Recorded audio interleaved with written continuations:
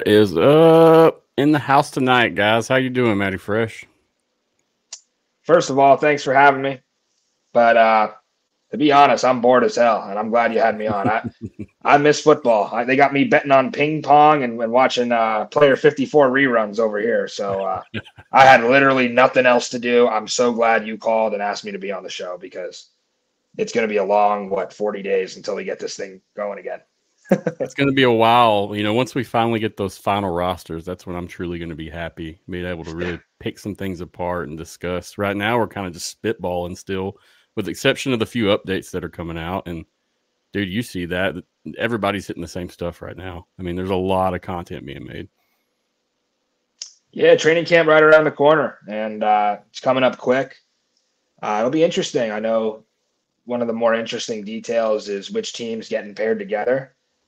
Hopefully they have another documentary planned because I know last year we missed out on some of those plane rides. I always said that they should put a camera on the plane if the teams are going to be flying together. This year I want to see all the training camp behind the scenes because this XFL, USFL pairings for teams practicing together is absolutely going to get chippy. There's no doubt guys are going to be chirping, and I want to see it. I want to see all of it. This is a league of access. Let's see it, baby. 1 week till Arlington. Oh, man, there's no telling what we missed last year not being able to view this stuff, especially considering some of the rivalries that were created. You know, when we started, there wasn't much there, but as we kept going, you kind of saw some stuff coming out in the woodworks, which that's good. More competitiveness, more drive to win. I'll take it all, seriously. Yeah, and it's starting already, man. I saw your boy Brandon Silvers chirping some Brahmas fans. He's saying he never lost to the Brahmas.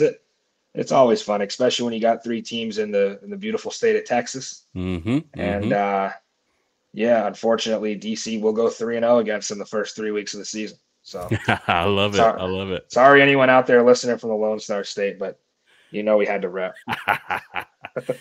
I respect it. Like I told you before we started, I will not be repping a team this year. I'm just going to try to stay neutral and watch and enjoy. We'll see what happens. You're like, you remind me of Rob Lowe, who's sitting in the stands with the NFL hat on, just like generic. Yeah, he's like, I love football, baby. That's awesome. We're gonna make you the league mascot. I love it, dude. It's a good spot. And after the merger stuff, I don't know. I think it's better for me to just do what I do and let them do what they do and enjoy everything in the process. It's better than, making this big deal about which team am I going to pick? I mean, it's all I see now. Which team am I going to pick? Yep. Nobody gives a shit what team you pick. You know what I mean? Like, come on. Yeah, I mean, seriously, especially if you're in Texas, you got a lot to choose from there. Yeah. You could even switch if you wanted to. No one's going to notice, right? I could probably put on a Battlehawks hat halfway through the season, and like 8 people would say so. You know what I mean? Like, oh no, you start doing your show with a Battlehawks hat on. That's going to change the vibes a little bit, sir. Just a little bit. Well, AJ said he was going to send me a jersey if he came back. So I don't know if I can hang that up. We'll see. Well, since we brought up AJ, let's go ahead and talk about him. I know Matty Fresh, so I didn't introduce you fully. Springball Boulevard. I've had you on before. Good guest. I mean, we found out all about you on the previous episode. We talked for a while just about you and what you kind of do, and you're a musician as well, which a lot of people may not know. They should if they look at your YouTube, though. Recently, you had an interview with AJ McCarron, and it sparked a lot of controversy about what he said and what he thought. So, I mean, I guess let's just discuss that a little bit, and then afterwards we'll talk about some of the UFL updates we have. Yeah, obviously, I think it's been heading into this. One of the biggest stories of the offseason was AJ McCarron and some of the comments that he made after the season.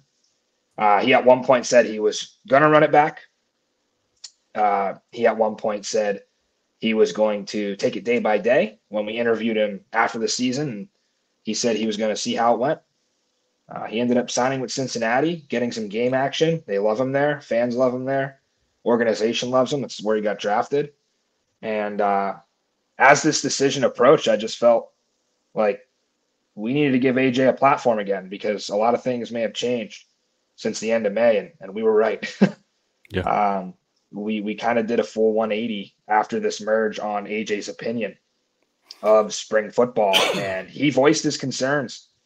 And I was so grateful that he was so transparent. You just don't, especially from a guy who's the face of the league. that's not something that he has to do for any reason. He can go to league ownership.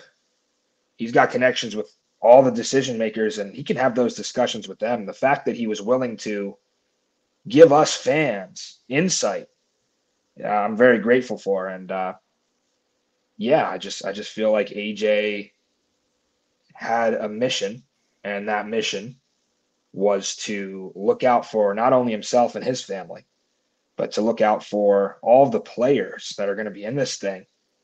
And I think it was important things that were said, and it may have got some backlash like everything does. But at the end of the day, here we sit with AJ McCarron re-signing to the St. Louis Battlehawks. And that tells you all you need to know about what happened from the interview to the day he signed, right?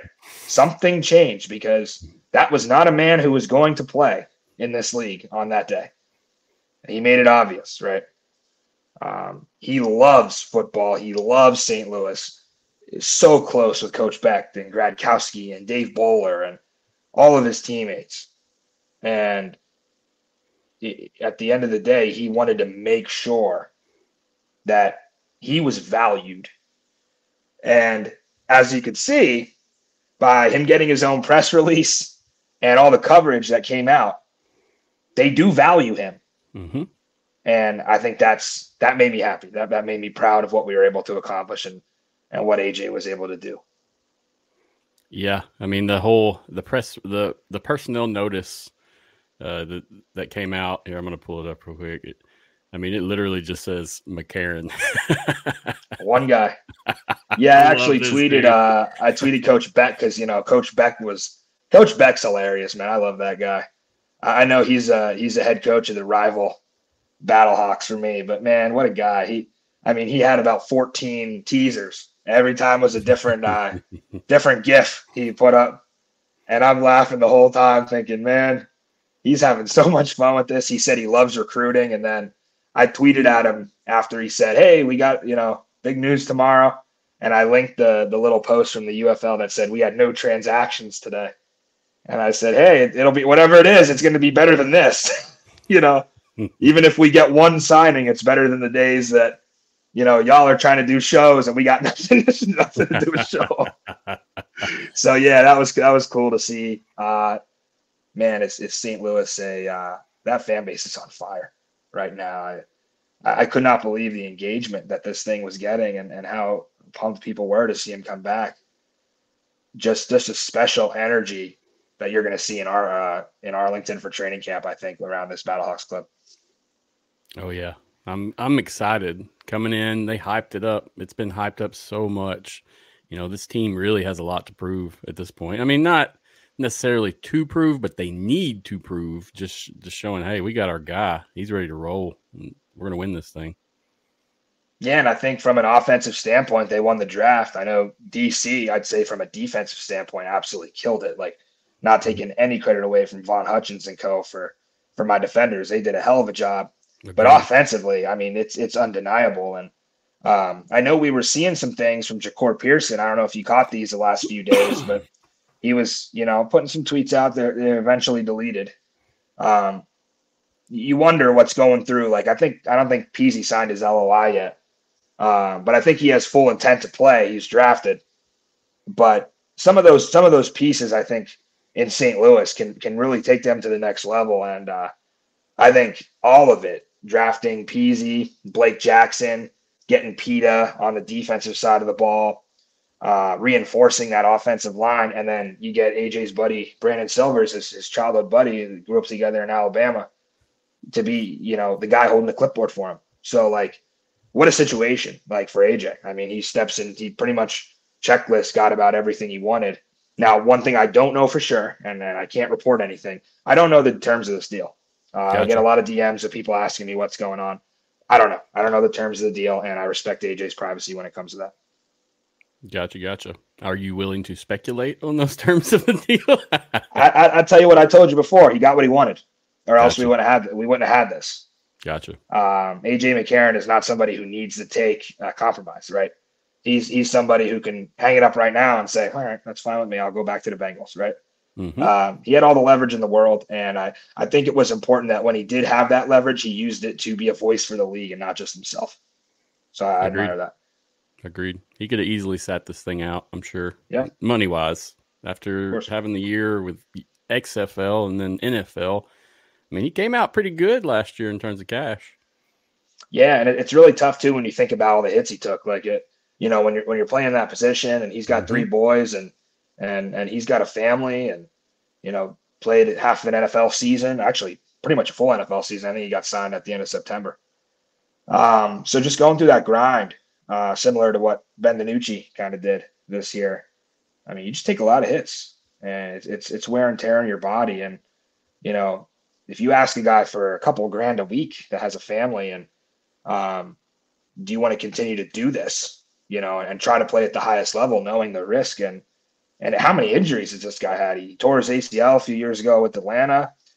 He's had all kind of injuries early on in his NFL career. He had a falling out with the Browns when they didn't sign the paperwork to trade for him, and he ended up suing and getting money out of them because they completely dropped the ball in the entire situation. He's had a very interesting career, and I think a lot of it, I think it's when people say on Twitter, like, oh, can we quit it with the AJ hype? Like, this guy won back-to-back national championships, right? Like, let's not look at everything, just in a bubble here. Like, you have to look back and you have to respect. I think we do that a lot nowadays, right? We kind of focus on what's right in front of us.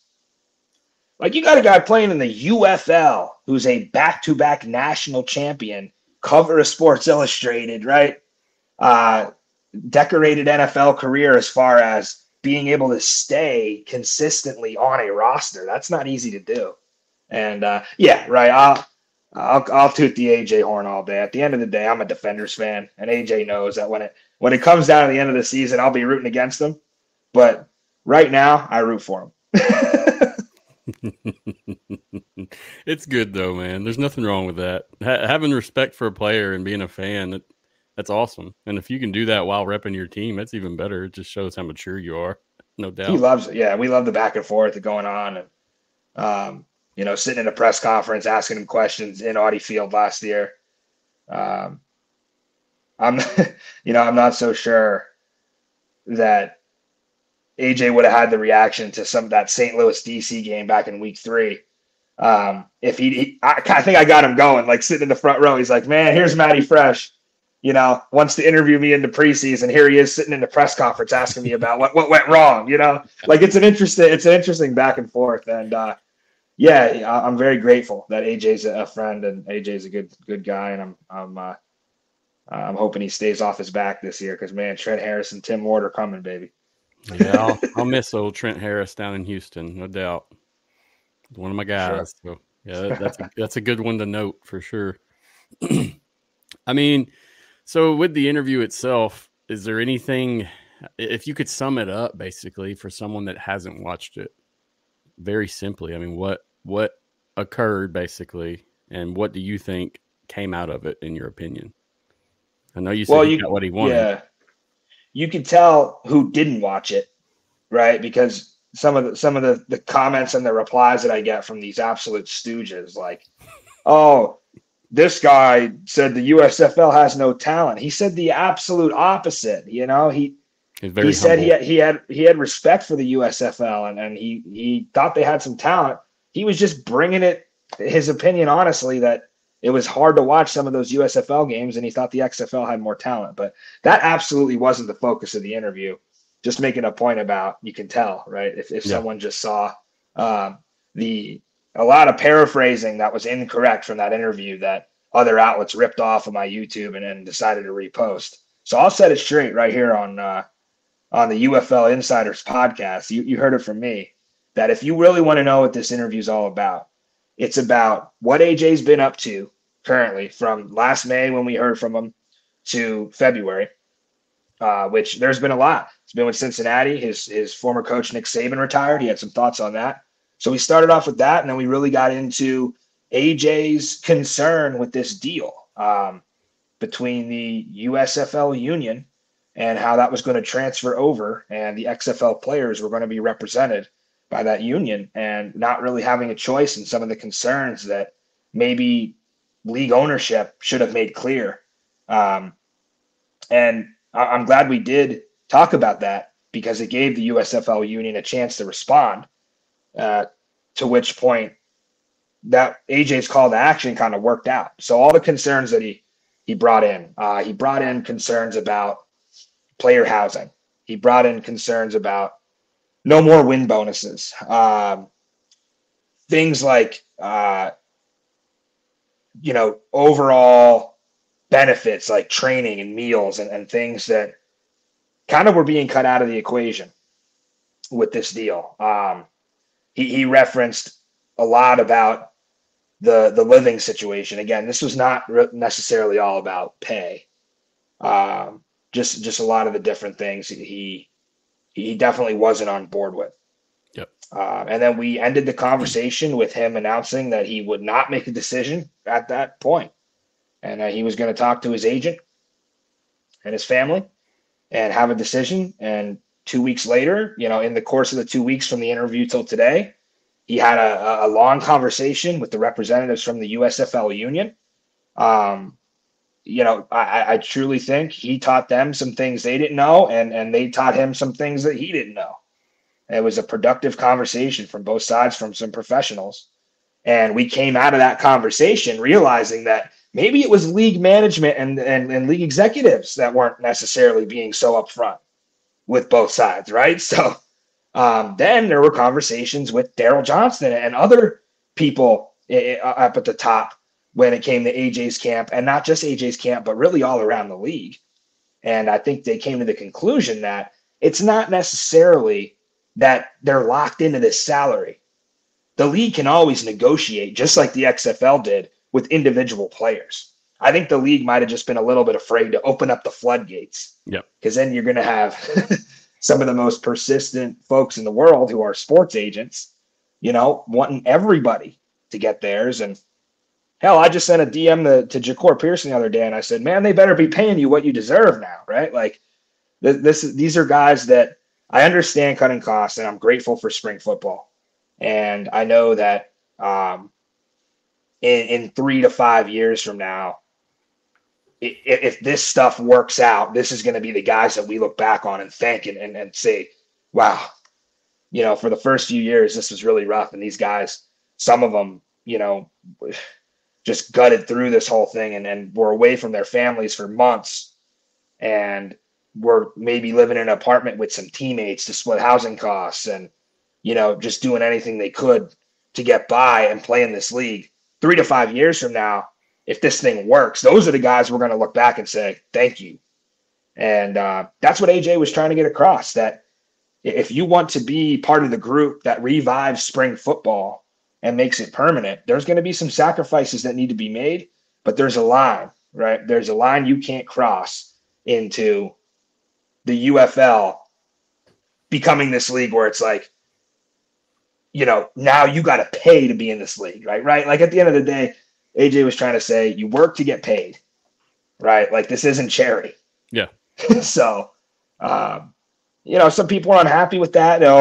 Take your opportunity, be grateful. It's nonsense. You don't know what these guys go through to play a season.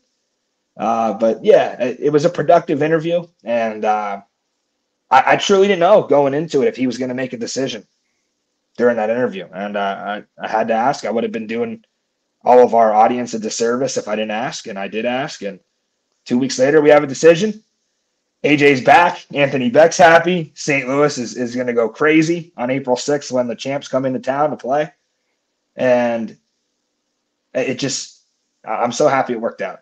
I really am. Yeah, that all went really well. I mean, me and you, we were talking about getting you on before you even did that interview. And then we had just so worked. Glad we held off. Yep, where we could actually discuss it now, because if we'd have met originally, we'd still been waiting in limbo the whole time. Yeah, we'd have been talking about how did Arlington manage to get the first pick in the dispersal draft that just fell out of the sky into their lap. That we would have been debating over Jeff Badetton and why nobody took him in the draft. But hey, at least we got something to talk about now. Anything's better than way too early power rankings. Yeah, anything better than, hey, let me here's the top 8 quarterbacks, how hot they are by my wife. Like, yeah, I had enough. Can we play some football, please, and bet on some games? It's driving me insane. It's getting closer, my friend. It's ticking down now because it's so close. But I understand that fully. I really do. Yeah, I mean, go ahead. I'm just ready. I just love the back and forth between. I'm all in on this XFL versus USFL thing. I get cooler heads might prevail, and they don't like. Some people don't like the tribalism. Let's go, baby! Right? This is what sports are all about. This really is. It makes it more fun almost to be like back and forth with the USFL side. And I'm telling you right now, Spring Ball Boulevard Season 2, we are going to fully embrace carrying this XFL torch into this merge, because there's been a lot of animosity, and forget all the fans going back and forth, right? People forget what Daryl Johnston said. He said he could not believe that the XFL outperformed as far as ratings because they had ABC, or they had Fox, and they had most of their games on network. And people forget that Daryl Johnston said he couldn't believe, because from a performance standpoint, the XFL wasn't even close. Then you had all the Pat McAfee stuff, right? Him piling on and saying the XFL was 50 times better and trying to kind of get The Rock to agree, but The Rock, he turned heel, right? But he didn't quite turn heel. I'm ready for him to turn heel on the USFL. That's the next thing, right? I'm ready for him to come out week 1 and just like wear that Arlington Renegades jersey and just be like, hey, here I am again, But yeah, I guess I understand people that are like, oh, this is a new league and let's all get along. Man, nobody gets along in sports. Let's have some fun, right? This is what it's all about. And I think from our standpoint as media, it gives us an opportunity to kind of reshape the media landscape and take a step back and say, let's focus more on having fun and covering stuff that fans want to see, instead of just the regular BS that you get, about what it might look like in the NFL, and say it shouldn't look like that for the UFL. We should kind of look a little bit different and bring more fun as far as coverage. Oh, for sure. For sure. Yeah, we're not ESPN. We're not, ABC. Right. It's a little setup, a little different for us. And much respect to those that do roll that way. But I'm the same way, where it's like, I don't post much myself personally, like on Twitter or X, just because this is what I do. We get on here and we talk, and this is how I do my things. But, right. Much respect, however you want to do it. I think, for the most part, I'm good with everybody. And I just don't like the guys that hop on the stream talking about penis jokes and shit. Hey, you need to start screening that chat, man. Start blocking them left and right. Oh, they're banned. Yeah, absolutely. But yeah, dude, no worries. So about AJ, so do you see him returning to the NFL at any time? What do you think next year he's going to hop back in? Yeah, he'll be right back with the Bengals. AJ's loved. Cincinnati loves him. The fans love him. The organization loves him. He's got a lot of people there that he has connections with from back in 2015. He'll be back. I think probably the plan for Cincinnati is they're going to bring a young guy in for the offseason and then get the vet back when camp rolls around. And another thing, as we sit here and wait for spring football for another 40 days, it's kind of tough when the season ends in middle of June. That doesn't give guys much time. Yep. One thing that I hated about the USFL, aside from several other things, was the schedule, right? It's like, what are we doing here? You got guys that are, they're walking right out of the facility in a training camp, with no time off. So I thought that the calendar that the XFL had figured out last year was perfect for guys to get a little bit of time off. And, it wasn't perfect. I shouldn't say that, because I like how they fixed the schedule and put the championship game 1 week after conference titles, because the 2-week thing was stupid. Not only did all these guys who were walking off non-playoff rosters signing with mini camps getting invites right away, your best 2 rosters had to sit around and wait, 2 weeks to have a consideration to get, I don't know if that hurt some of them. I still don't know if that if NFL scouts were like, let me just start inviting guys that I have access to. But they fixed that at least. But it's going to be tough, man. June 16th, and then you got to turn right back around, and training camp will start, a month after that. So it's a quick turnaround. You excited about the training camp? Yeah, I think training camp next. Yeah, training camp will be fun. I saw Mike Mitchell doing some great reporting as always. We love Mike. Yep. and the UFL Sports Illustrated partnership that he's been able to do. Told us that the XFL and USFL partnerships, right, in the as far as practicing together. We need to have like a Hard Knocks for this thing, man. I know they had Player 54 last year, but for everyone maybe watching who thinks there's tribalism between XFL and USFL fans, it might be 50 times as bad for the players, right? These are guys who they got so much to prove, and they're going to go in and they're going to say, man, you wish you were in our league, right? That's going to be the vibe. You wish you could have played up to our level, and it's going to be from both sides. And I love that because that's going to create so much competition in camp. You're going to get the best players on the field, and players are going to have something to play for. When a lot of these guys, I think, are still like, you might see it in St. Louis and DC, but we need guys that want to play for the city, right? That's the next thing. Guys that get excited to play in front of fans in that market. And I think you'll see a lot of markets come around. And I think that training camp is going to all be in Arlington, but I think guys will be almost have more of a sense of pride in playing for their respective cities and their respective markets than maybe they did last year. I think that's going to be a big factor this year. But yeah, training camp, and we got rosters cutting down to 50 after that. And unfortunately, you're going to see a ton of guys who are super talented. We already, one thing that really sucks about this merge, and I am grateful that we have spring football, but half of coaches, half of the players, half of team staff all lost their jobs. Imagine if they took UFL media and they cut all of us in half, and half of us made the cut, half of us didn't. That'd be devastating. It'd be like, wow, we lost a lot of good people. I mean, me and you go around to these games, we meet people that are in that press box, and some of the most driven, passionate people. We don't have, like, we can continue to cover the league. For these players, that wasn't the case. For these coaches, when Hines Ward walked away from San Antonio, they thought they were coming back, and then now they're gone. So it really sucks to see all that happen. And now you have to go from that to now trimming to 50. So while it will be great competition because you're going to only get the best of the best on the field, it'll suck to see a lot of those guys who you almost wish there was like a team 9 like XFL had in 2020 where we can keep a practice squad of players in Arlington, right? Why not? And just pay them and then plug them in because there's going to be injuries.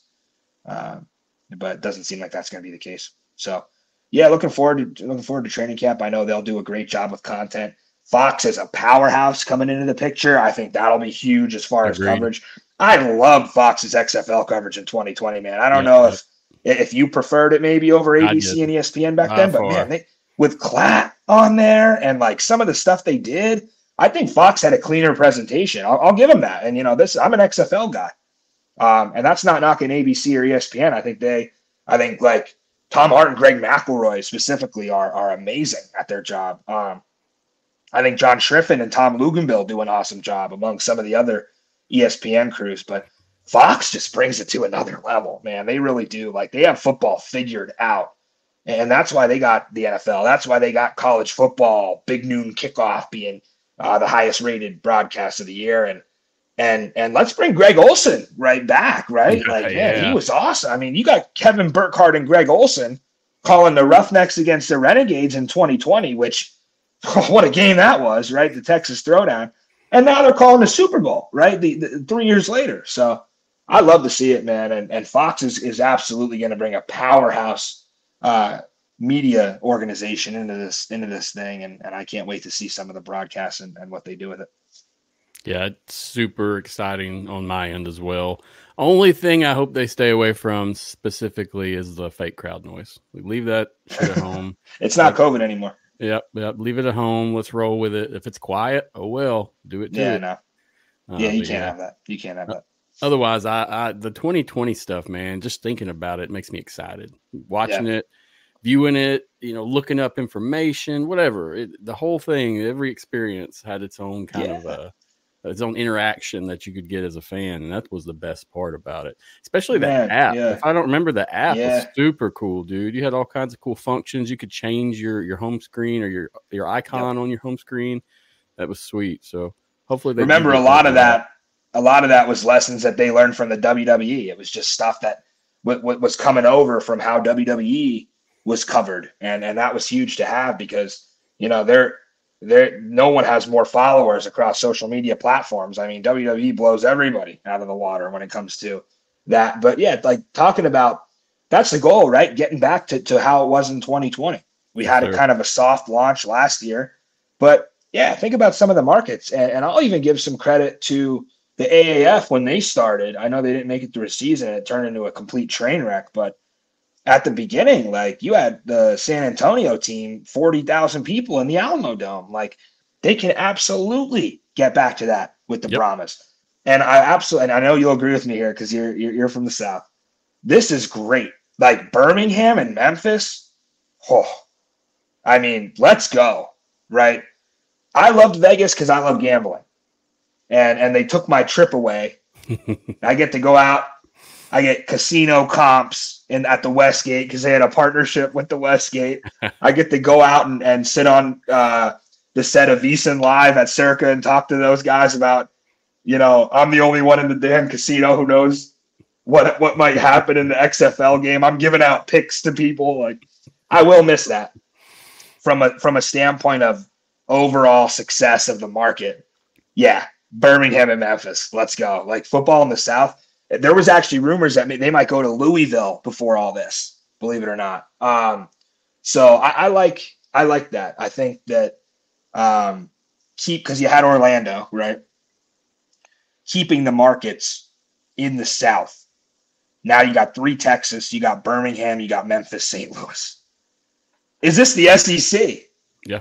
I mean, yeah, you're right. It might as well be the SEC, and I love it because this is where people care about football. And I'm sorry to everyone on the West Coast who wants to sit around and whine about press releases coming out too early in the morning. Listen, football in the South's a different animal.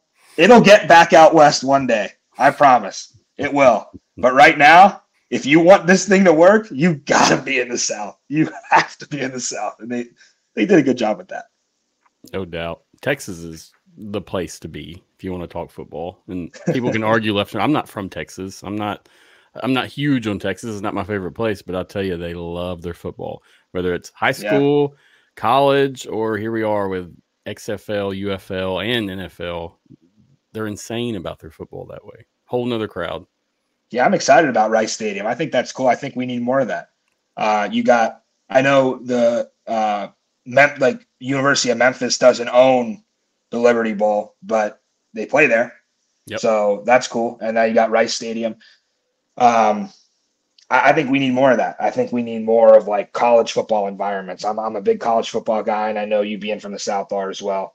I spent years down south covering Mississippi State and Ole Miss and Alabama, and people love guys like Matt Corral, right, who are going to fit right in coming out of Ole Miss. Oh my God, they loved him. I mean, he was like, what a story for him, like going back and forth in a quarterback battle with John Rice Plumlee, who I think is still playing college football all these years later. But like Matt Corral was benched at one point early on in his career, comes back, just has a phenomenal college career with Ole Miss, gets drafted to the Panthers, gets hurt in his last college game, gets hurt again in the NFL.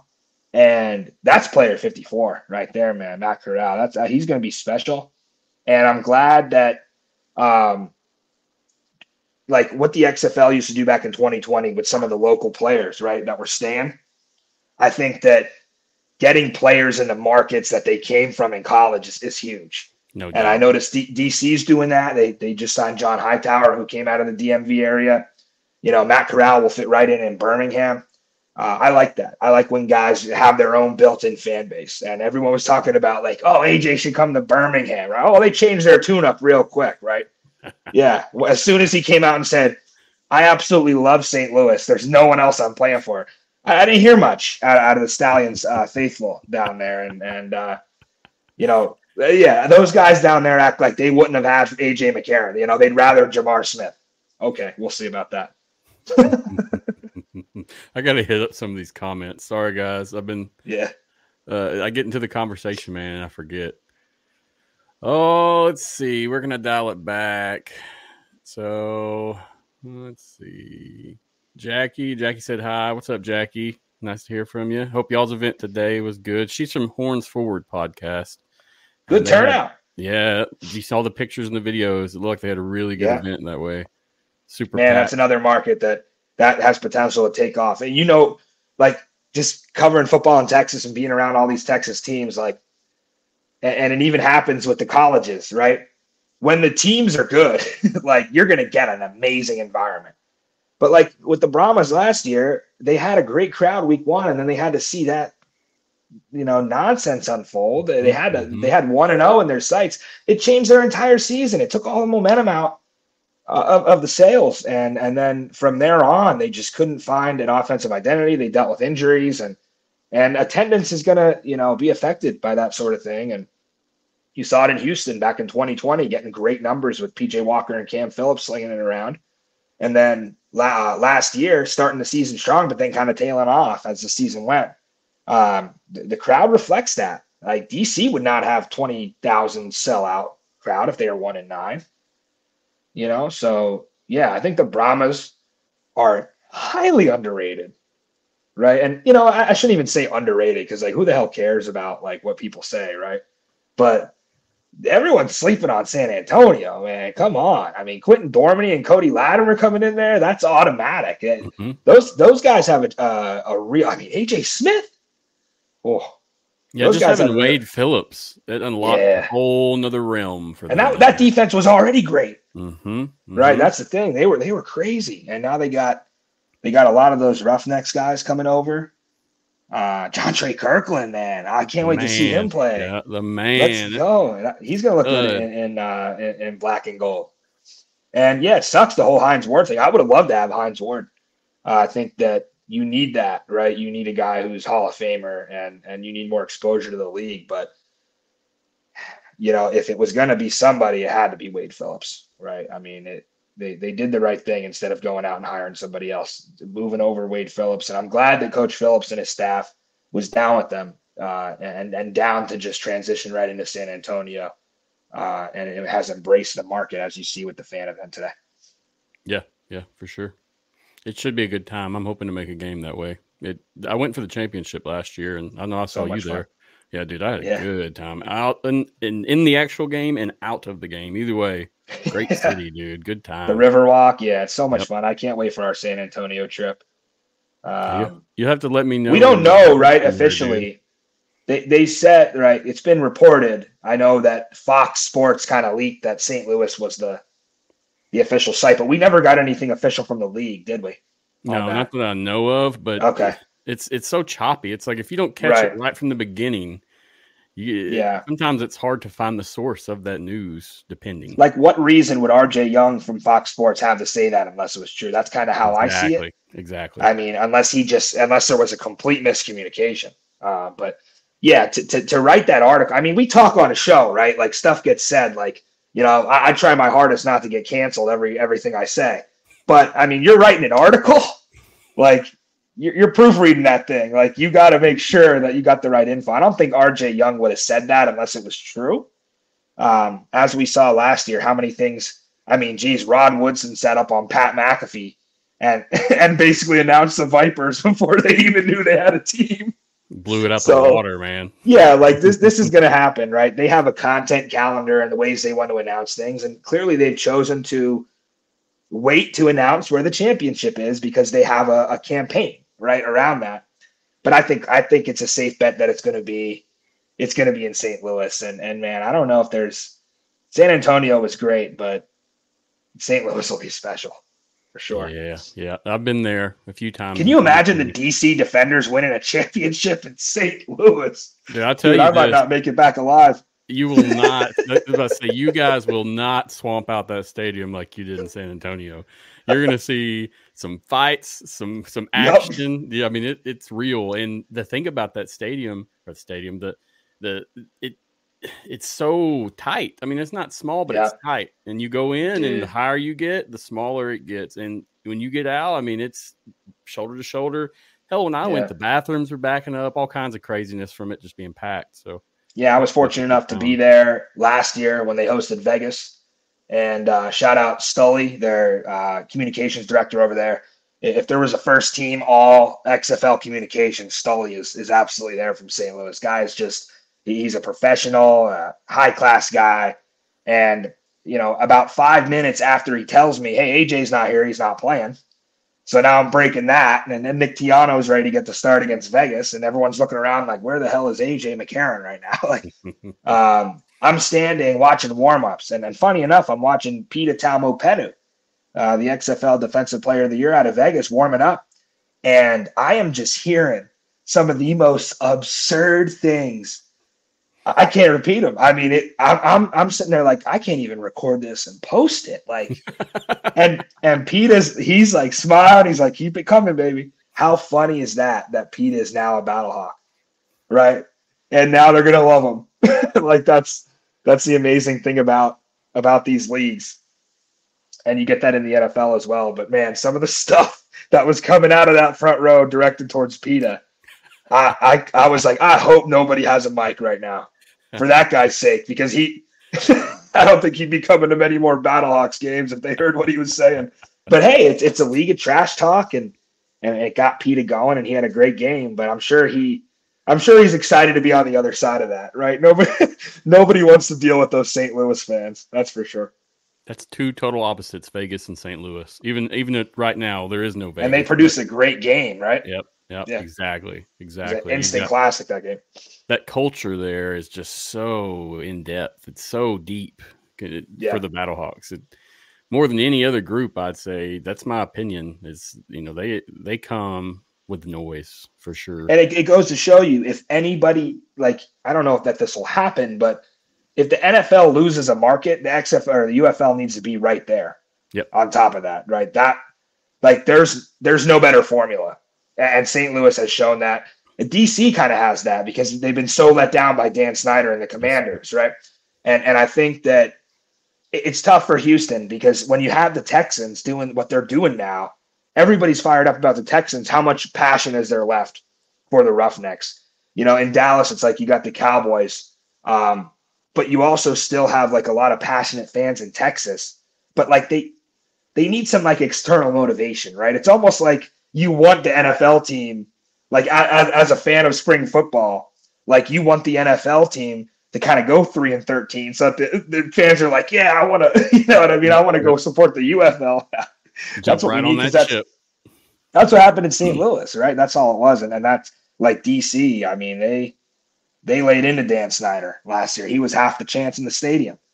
So you have fans that are pissed off and fans that are hungry for winning. And that's what you need. You need an appetite for winning. And in Birmingham and Memphis, I think it'll be great, because those are cities that probably would deserve an NFL franchise that just don't have one. So it's really cool to see that they'll get in this mix. I'm a big fan of Memphis. That's where I started my spring football love, with the Memphis Express, man. I was looking at, they had Johnny Manziel, right? Or no, yeah. I seen him lower his head and get knocked out the last game of the season. And it was, the funny thing about this is and it's not really funny, it's ironic, but the last game I saw of AAF was on my birthday, which is March 30th. Oh, here we go. No. March 30th. That's crazy, so man. We'll see what happens. But yeah, I was a huge fan of them, man. You're going to be born on the same day as the UFL. I mean, that is phenomenal, dude. That is awesome. That's incredible. I know. I said, this has got to be your year. If there's a year, this is your year, sir. This is it. It's got to be.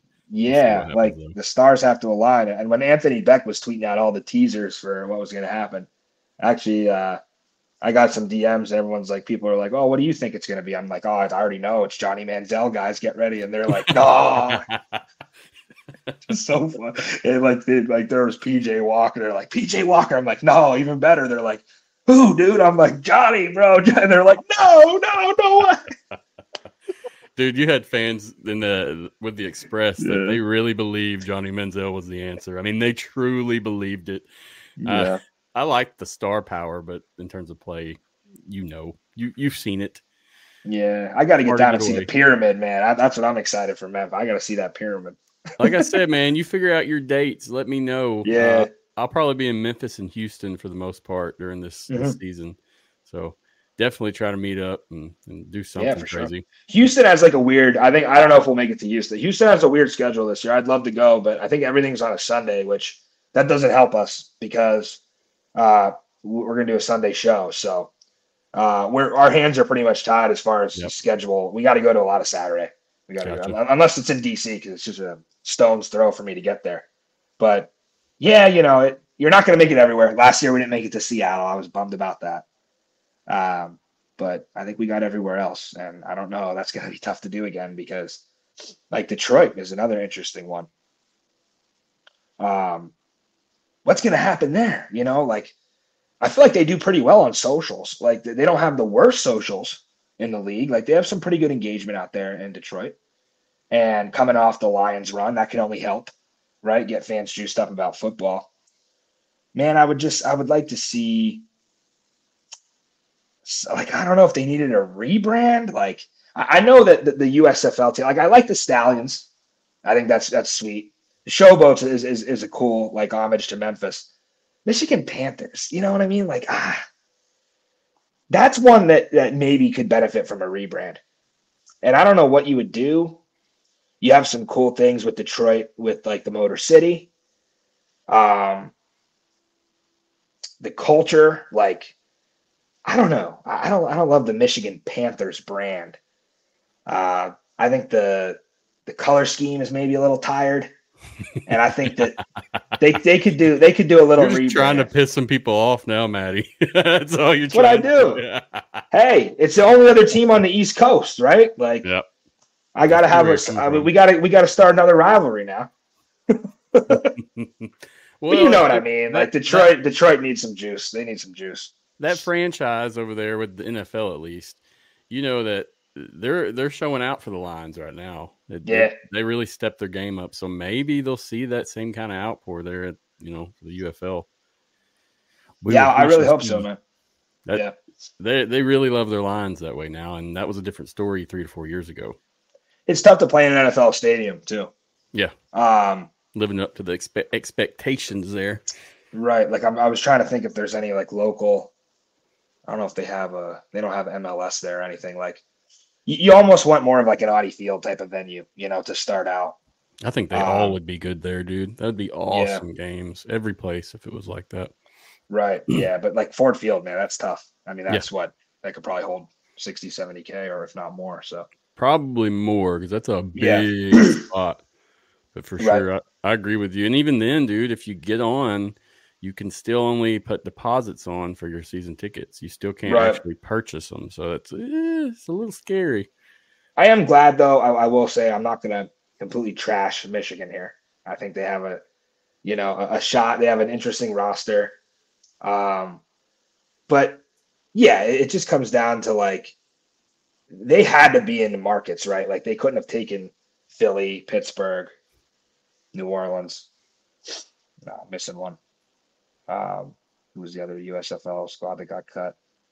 Philly, Pittsburgh, New Jersey, New York, right? Had a team. Generals. Yeah. So, like, I'm glad that they did stay in Detroit because they had a stadium lined up. I think that was absolutely key. We can't do, and like a lot of the reports that came out, like before this merge went down, where it was like, oh, it's going to be 8 USFL, 4 XFL, or it's going to be a 2-hub model where St. Louis and Birmingham will play in St. Louis, and like DC and New Jersey will play in DC. Like, come on, like, you had to think they were never going to actually do that, right? I mean, that would have been crazy. I mean, you want to like self-sabotage your league completely. There's one way to do it, right? No doubt. So I am glad they stayed in markets, and I think they got the right 8 teams because, well, maybe other than Seattle, I would have liked to see Seattle survive. I think they had something going. That's the special most there. pissed But off fan group right now, I'd say, out of the whole yeah, game. well, they got the Supersonics taken away years ago, and that city loves their basketball. And I remember just all the like looking back as a kid, and I loved the Sonics, man. With they had Ray Allen and Kevin Durant and Gary Payton and Sean Kemp, and I'm like, how'd they get rid of this team? And then it happened again with the Dragons. Well, at least they got their Kraken though. They got the hockey back. Yeah, they love that over there. They're big fans of that.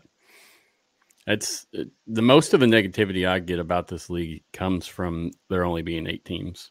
Personally, I can't say I see too much regarding what's going on now. It's just what's happened. Right. Yeah, they'll expand. It'll come with time for sure. And you have to assume they kept a lot of the branding and trademarks and copyright and everything for a lot of these brands.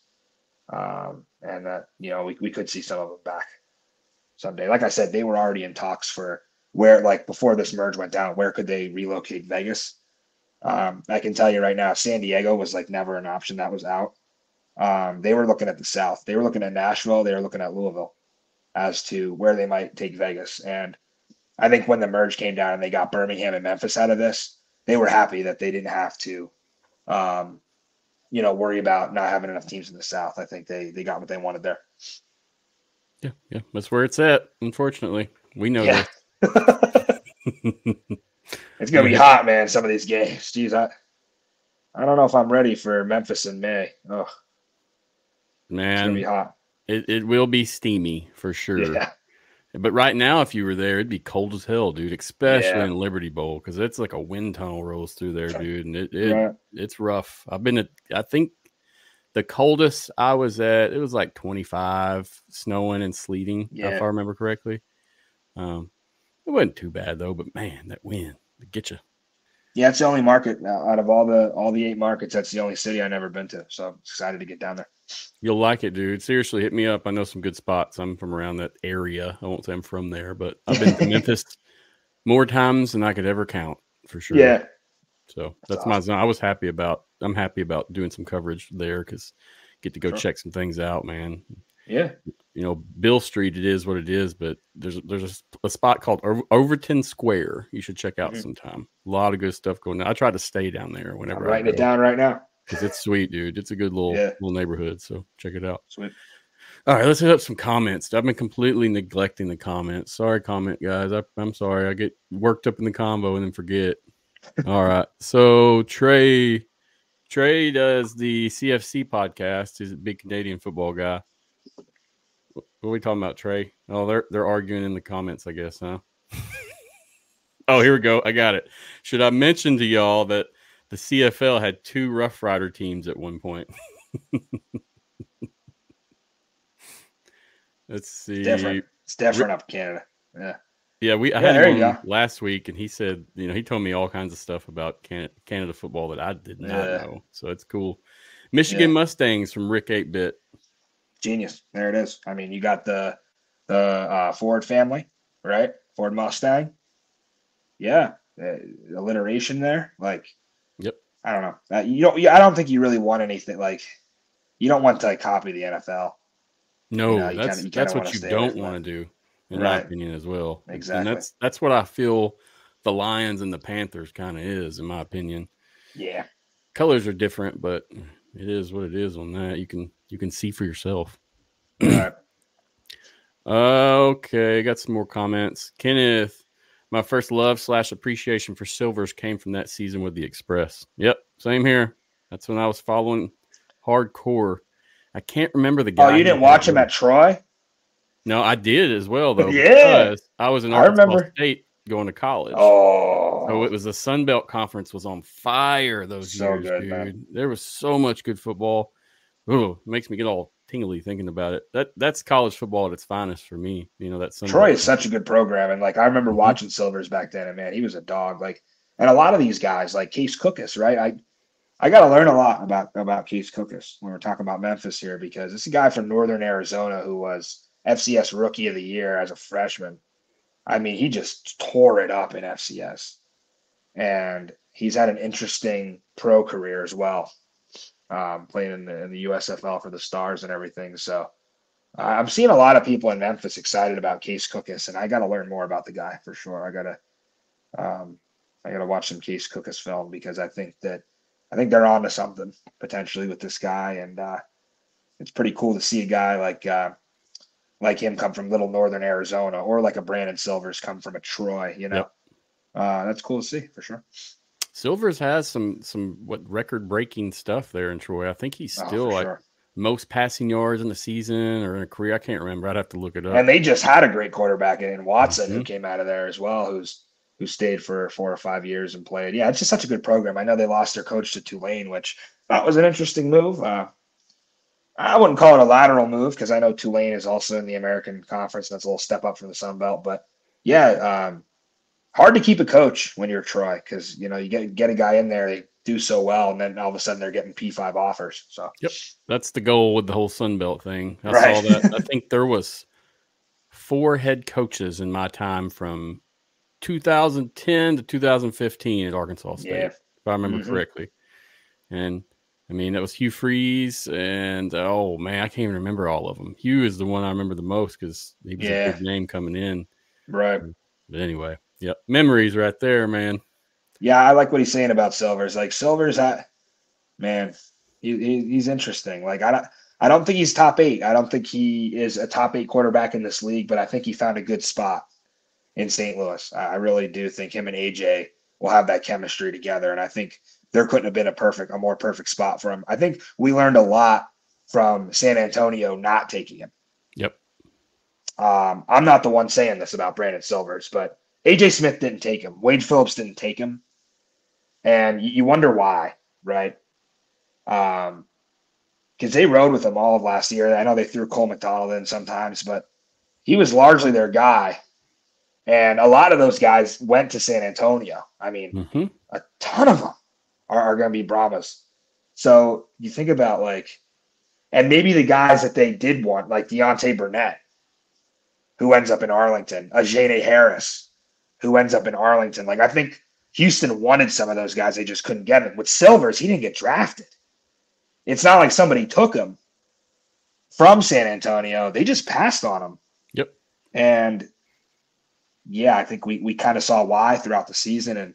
And this is a chance for him to get back with AJ and really make a run at a title. Backup QBs are important. We saw that in this league last year. Very important. Agreed 100%. Just like kickers are important. We saw some games that were just on the edge of winning, missed field goal. So, if Vegas had a kicker, they probably would have made the playoff last year. Yeah. I think field goals in Vegas, and I think Charlie Brown, every time. Every time. I saw it live, man. I saw it live. And oh man, I wish you could have heard. You could have heard Rod Woodson from the Strip. He cursed so loud when that happened. So, all right, let me get a couple more comments and we'll roll on. Alex said, "So ready to see the Battlehawks home opener. Hopefully most of the top is filled." Me too, man. That'll be really awesome to see some. You know what's interesting about that day that kind of sucks? It's Final Four, and I'm like, man, I wanted that. You know what I mean? I wanted that XFL 2020 energy where it's like the whole country was tuned in for St. Louis against Arlington because that's the headliner. That's a team coming into St. Louis with an XFL championship. Bob freaking Stoops, man. Coming in, they beat Arlington last year, but Arlington ends up in the championship anyway and winning it all. A lot of St. Louis fans pissed off that Arlington made the playoffs in the first place. That almost has the makings of a little bit of a rivalry. You're getting it as the home opener, 8 o'clock primetime ABC, and you got the Final Four. It's damn, we can't ever have nice things. Why can't we just have everybody watching that? But it'll still be great for the city because last I checked, St. Louis University they're not making the NCAA tournament this year. So all the focus in that city will at least be on Battlehawks football. And I think there's some other things going on in the city that day from what I saw too. I think the Cardinals might have a game. Was that another day? I forget. But yeah, they are going to show out. I think they'll break the record that day for sure. Yeah, they're going to show out. I think out of all the cities to question, I wouldn't question DC or St. Louis or San Antonio right now. We'll see what happens as the season unfolds. But, it seems like with Wade Phillips down in San Antonio, the fan base is just jumping for joy. And so that I can see that, just You're engaging. gonna see a huge resurgence from Arlington. I think that as well. I think they'll, wow. I mean, now you had the championship, and now you had the number one pick in the dispersal draft, and they took Lindsey Scott. Man, like, oh, what a guy! Lindsey Scott is going to be the most slept on quarterback coming into this thing. Nobody's going to know who he is, but man, he might end up. He would be like, if I was betting on XFL or UFL MVP preseason, I'd just take a flyer out on Lindsey Scott. There's a reason he was picked first. Just that's what I'll say about him. Has he signed his LOI? Do you know? See, that's one thing where it's so hard to keep up with. I have not seen if he has or not yet. But it's interesting because San Antonio was supposed to have that number one pick based on the reverse standings, right? And then there was a report that because of a trade that happened during the season, Arlington ended up having it. And I had mocked Lindsey Scott number one to San Antonio because he played an Incarnate Word right across the damn street. And I'm thinking, man, what a fit that would be for that fan base. And he ends up in Arlington, which kind of bummed me out because they have a ton of quarterback. Like the rich get richer over there, right? But yeah, I think Lindsey Scott is a guy. If he does play in this league, watch out because, dude, he is a baller. I mean, he's an FCS Heisman. So much playing experience. Basically had 6 full years of starting experience. I think he played actually at one of those. I don't know if it was EMCC. He played at one of the Mississippi JUCOs, I'm pretty sure, at one point for a season, and then he ended up back at Incarnate Word. So, yeah, it'll be cool. It'll be cool to see him. Agreed. Yeah, I've been hearing a lot about him since the original signing of intent. So good. I mean, if you're taking him over Ja'Cour Pearson, he better be good, right? Like, come on. Yeah. I'm excited for that as well, though. That'll be cool. But it's like, are we going to see an identity from the Renegades, or are they going to come out just swinging for the fences and seeing what works? Interesting. Like this kind of got brushed over, but Chuck Long taking over as OC. He was co-OC last year with was it Jonathan Hayes? Yeah, Jonathan Hayes. I guess Jonathan Hayes is not coaching anymore. That's what it seems. So. I don't know. I didn't see him anywhere, but the coaching updates, unless you follow X or Twitter, it's hard to see who's where right now. Same thing with players. Yeah. We got to get some official stuff out. Yeah, you're right though with Arlington. Like, what is that identity? Because they couldn't run it, they couldn't throw it up until about week 9 last year, and they used to just kind of rely on Sal Cannella. Well, he's not playing anymore. So, but yeah, no, I mean, a guy well, Deontay Burnett, baller. Deontay Burnett. I mean, Arlington desperately needed receivers, and then they got a great one with Burnett. He's a very dependable. Spring football star, and I know that was what AJ Smith wanted in San Antonio, and they had to pass on him because you only get so many picks. But yeah, Arlington. I mean, like anybody who thinks, oh, this roster isn't like, what are you crazy? Like, it's Bob Stoops. Guy's a legend. Like, he'll be fine. The Renegades are going to win week 1. It's probably not going to be close. Like I said, if you give me Renegades, I think the Renegades are going to win that game by 2 scores at least. If they take their foot off the gas, I think they win by 2 scores. And then they probably, roll right into the second half of their schedule. I mean, I see Arlington being pretty solid. Yeah. A lot of people are kind of sleeping on them too right now, from what I understand. I mean, when you look at the rosters, it makes sense, but we just don't know who's where. Like but that's what they said last year. You know what I mean? I agree with that. But I mean, Arlington, we saw when they finally made that trade. But what if that trade wouldn't have happened? It downhill from there. I mean, that trade really was crazy with Arlington last year. They came in as the favorites. I remember we had them at number 1 in our kind of like preseason poll, or maybe it was after week 1. And at one point in the season, they fell to as low as 8 in our poll. I mean, I had them below Orlando at one point. It was that bad. And then it kind of teaches you that in the NFL, what just happened? Everyone started doubting the Chiefs. Look what happened. In college football, everyone was out on Alabama after they lost to Texas. Look what happened. Arlington, everyone was like, I'll pass. Too many quarterbacks, 3-6, can't move the ball. They forgot it was Bob Stoops. Agreed. Right? And so the teams that we go into the year thinking are going to be good, I promise you, by the end of the season, those are the same teams that we're going to be talking about. There's going to be a lot that happens in between, right? And you're going to see teams make flashes. But at the end of the day, I think we can look and have a pretty good idea who's going to be contending for this title. And right now, I think it's a 3-person conversation between DC, St. Louis, and Arlington. But I know I'll get some pushback for that one. I think San Antonio's a dark horse, but I think Birmingham. We'll see with Birmingham. I think Birmingham's going to be a little disappointing. So all I hear from this is I love the XFL. That's what I hear from that, baby. If you smell. That is what I hear from that sentence. No, not me, dude. I'm not biased at all. Hey, it's okay. I got my hat on for a reason. Let me get some more questions. Jay, let's answer Jay's question. He said, you think Lindsey Scott takes the starting job from Luis Perez? You can't forget about Holton Air. Say that name because I'll screw it up. Holton Ahlers. Ahlers. Okay, I was going to say Ahlers as well, but just making sure. Yeah. Either he was crazy good in East Carolina last year. Yeah. Holton Ahlers won me a lot of money. I used to bet on ECU quite a bit. Dude was a gamer. Like I said, the rich get richer. It's an embarrassment of riches at quarterback. It might be the best. If Perez signs, which he eventually will, I think it's the best, probably the best quarterback room in like as far as a depth perspective and experience. And people forget they had Kelly Bryant last year. Like he's not even playing. I don't think he's on the squad. But yeah, between what a quarterback battle that's going to be. I would say you got to give it to Perez. And I think he'll prepare as a starter. I think he'll prepare, and you won't be able to tell Luis Perez no at the beginning of the season because he will outwork every single person in that building.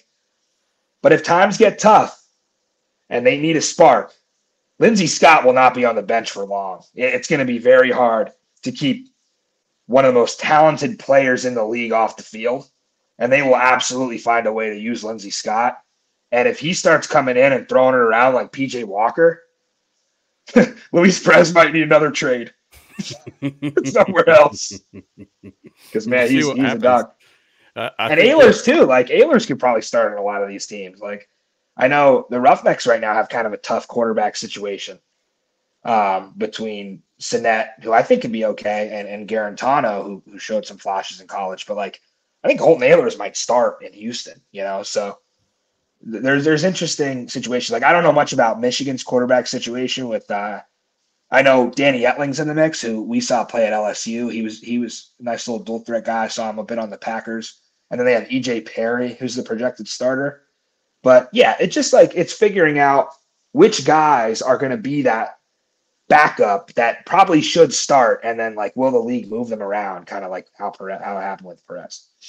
Understood. So, yeah. I mean, who knows? Some of these guys could be some trade pieces to see later on. Right. These stacked rooms, with that trade last year, people see how much that impacted and improved the Renegades. So why wouldn't you try to do some trades if your team's failing? It wouldn't make any sense. Yeah, we need to see it for sure. Rick 8-Bit says, Wikipedia says Hayes took an athletic director job at Mollaire High School end of January. That's great info, Rick. Thanks for that. I did not know that. I knew Chuck Long became the OC there, and I knew he wasn't fired because Bob Stoops goes way back with those guys. Like he played college football with those guys on the same team. Jonathan and Jay, who are brothers, and Jay runs the defense. So that's cool. Good for Jonathan Hayes. He goes out a champion. He goes out 1-0. I like it. XFL Mike G said they are brothers, Jay and Jonathan Hayes. One is the DC for Arlington, the other is coaching in college. Yeah, they're great brothers who both played with Stoops in college, and that staff is so tight, man. Like you think about the XFL staffs across the league. I know Reggie Barlow, his staff comes from the HBCU ranks. That he goes way back with those guys, and it's a little different in St. Louis. Like Anthony Beck kind of pieced his staff together last year, but now all those guys are very tight after spending a season together and going through what they went through. Wade Phillips lost his DC, and Brian Stewart, who went to Middle Tennessee State, took, I think, the defensive line coach with him, or the linebackers coach. I'm trying to think of some other staffs. I know the USFL has some, like Skip Holtz, man, what a legend he is. I mean, that guy has been around football every single day of his life since he was born with his dad. So yeah, interesting coaches this year. I think that we need more promotion for the coaches, right? Last year we had a lot of that. They did the round table where we got this, we had the interviews, and we need that. We because I need to learn more about Mike Nolan and DiFilippo and Holtz.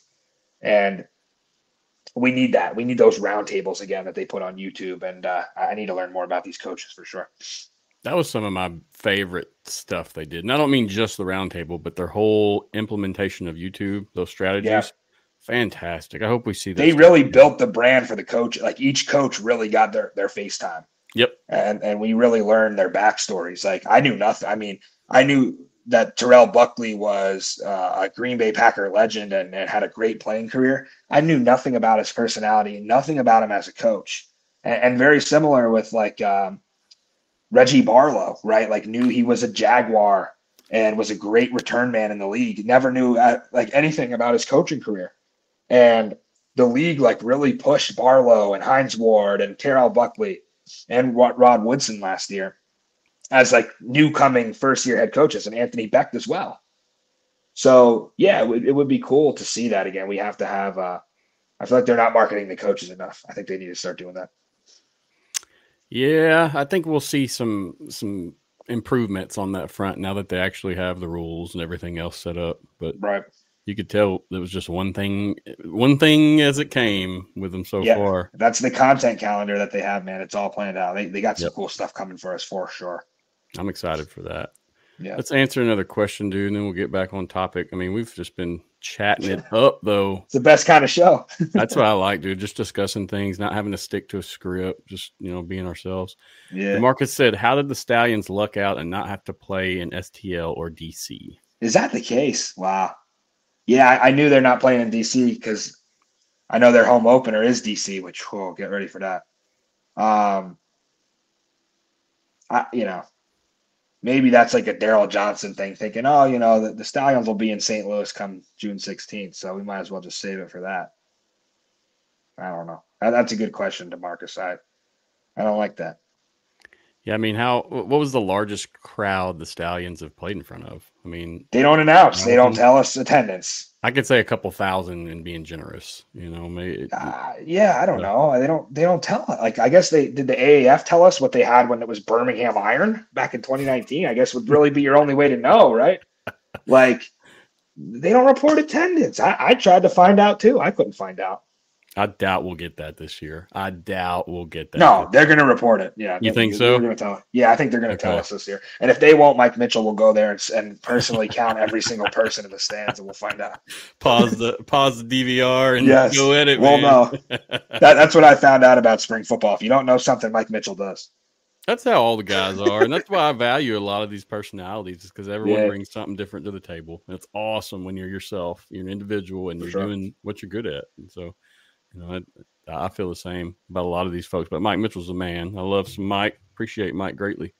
Yeah, I got to say, shout out to all you guys who have been carrying the weight while I've been watching Penn State go 10-2 again. I really appreciate you guys keeping going year round, and while I take a 9-month hiatus from having a show. Hey, we did have a show though. We got AJ, right? That was our big comeback there. I was like, if we're gonna do something, we got to make it big because we've been gone for too long.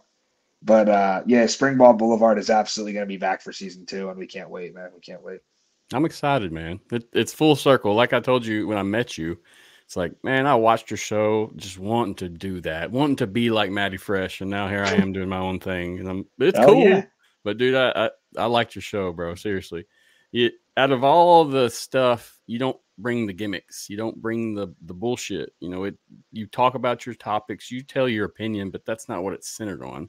Yeah. There's nothing worse, whether it be news, sports, whatever. It's someone telling you their opinion and why you should believe it and listen to it. That shit is old. Yeah, just for me, it's like I want to cover the sport. I think we're going to do some cool things this year with trying to dial back, right? Because you're right, like trying to dial back the opinionated stuff and just really giving the fans what they want to see. We're ultimately what we're here to do, Matthew, and you're like this as well. we're here to fill the gap that the UFL itself can't cover everything. We're here to fill that gap. And we're here to give you specific coverage and maybe stuff that they can't zoom in on. That's ultimately what we're here for. So we're gonna take the ball and run with it. I love it. I like it. I'm excited, man. Seriously. Out of all the shows I watched yours. I promise. A lot of them I don't watch. We got to have you on, man. We got to have you on sometime for sure this year. Anytime, bro. You just let me know. Let's do it. You got to have your picks ready though, because if you come on, you're gonna have to make some best bets now. You know that's what we do. I know that's what you do. You're gonna have to really school me in that. That's where I'm weaker in things. I'm definitely looking forward to it though, because getting into it the first year, that's what we did a show and it was audio only, and I'm like, look at this, look at what they're doing, talking about your show. Look at this. It's like, do y'all know what this means? No. Okay, I'm just wondering. So. Yeah, thank you, Chris Zook, by the way. Chris Zook handling all that for me. He's a legend. He does all the tech, and we work together to produce a fun show. And a lot of it, it's where you find your inspiration. We won't go on too much because we talked about it last time. But I have my inspirations. You got yours, and it's where we pull from, and it's where we ultimately want to end up in those seats someday. So that's how sports broadcasting has been since the dawn of time. You find who you love, you find which guys do great work, you copy them. That's basically what it is. And you take the good things and you piece together things from each different outlet that works and you run with it. And I think that's the problem with a lot of these pop-up like media outlets, right? They're just they don't really have that inspiration. Like they're just trying to figure it out on their own. And you kind of got to have you got to watch a lot, right? Like some of the play-by-play guys are like, I listen and watch so much. Like I have to watch McAfee every day. I have to watch Josh Pate. Like I got to watch this stuff and I got to learn from it. You can't just start a show without any idea. No, right. You have to start watching other people that you respect and you admire and that are successful in this business for sure. And that you can learn a lot. Yeah. I mean, it's for free, right? It's free. No one's charging you college tuition to watch some of this stuff and learn from it. So my thing is do that, but don't copy every step. You piece together things, right? Yeah. I totally agree with that. Yeah, that's how I rolled in this, and that's right. It was a growing pains even up to this point. You know, every session, every podcast. I think I've done almost 60 now this year. Yeah. It's been a year now, so it's been a learning curve. But yeah, man, I totally agree with that, and it taking the best of the best and making it better. That's what it's about. Sure. All right, let's get back on this training camp. So our roster cuts, they're going to come when the season really kicks in. And the only thing I wanted to add to this was they'll be allowed 42 active players. Okay. And then 8, I guess, inactive. I guess that's what they're considered. Yeah. And then there'll be a backup quarterback on each team that will be dressed out, ready to play. Yeah. So that'll be pretty cool. Yeah, that's interesting. 42, man, it just seems like so little. But, I mean, when you think about like a sideline, that's a pretty full sideline. But, you know, it doesn't – there's so many guys that are going to be cuts are going to be brutal in this league because you're going to have some really, like I said before, really talented guys that get cut. And it's tough because now there's like – if you were in the XFL last year and you got cut, maybe you played in the USFL, you know, or maybe you did something else. Like now it's like, this is kind of the only thing, right? This in Canada, which too late now for the most part. Right. Exactly. So yeah, I'm really hoping that there's a balance between this 42 man roster creating competition to get the best of the best. But I hope that they get a fair evaluation process because this is tough, right? So early you don't get much time to really scout these guys. And I'm sure a lot of coaches are going to have to cut guys they didn't want to cut. Yep. And just tell them, hey, just stay on call. Like, we'll call you back. Like, you're next man up if somebody gets hurt. That's kind of, like I said, a team 9 where that would be kind of beneficial. But I don't think that's just not feasible with the cost cutting.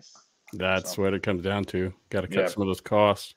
And right. Like I was seeing some of the like DC roster projections. Like I think somebody wrote an article from PFN about like a roster projection, and I was like, yeah, that's a lot of guys getting cut that were either on the defenders last year, or it's just a numbers game where like some positions are going to be thinner than others, like especially specialists, right?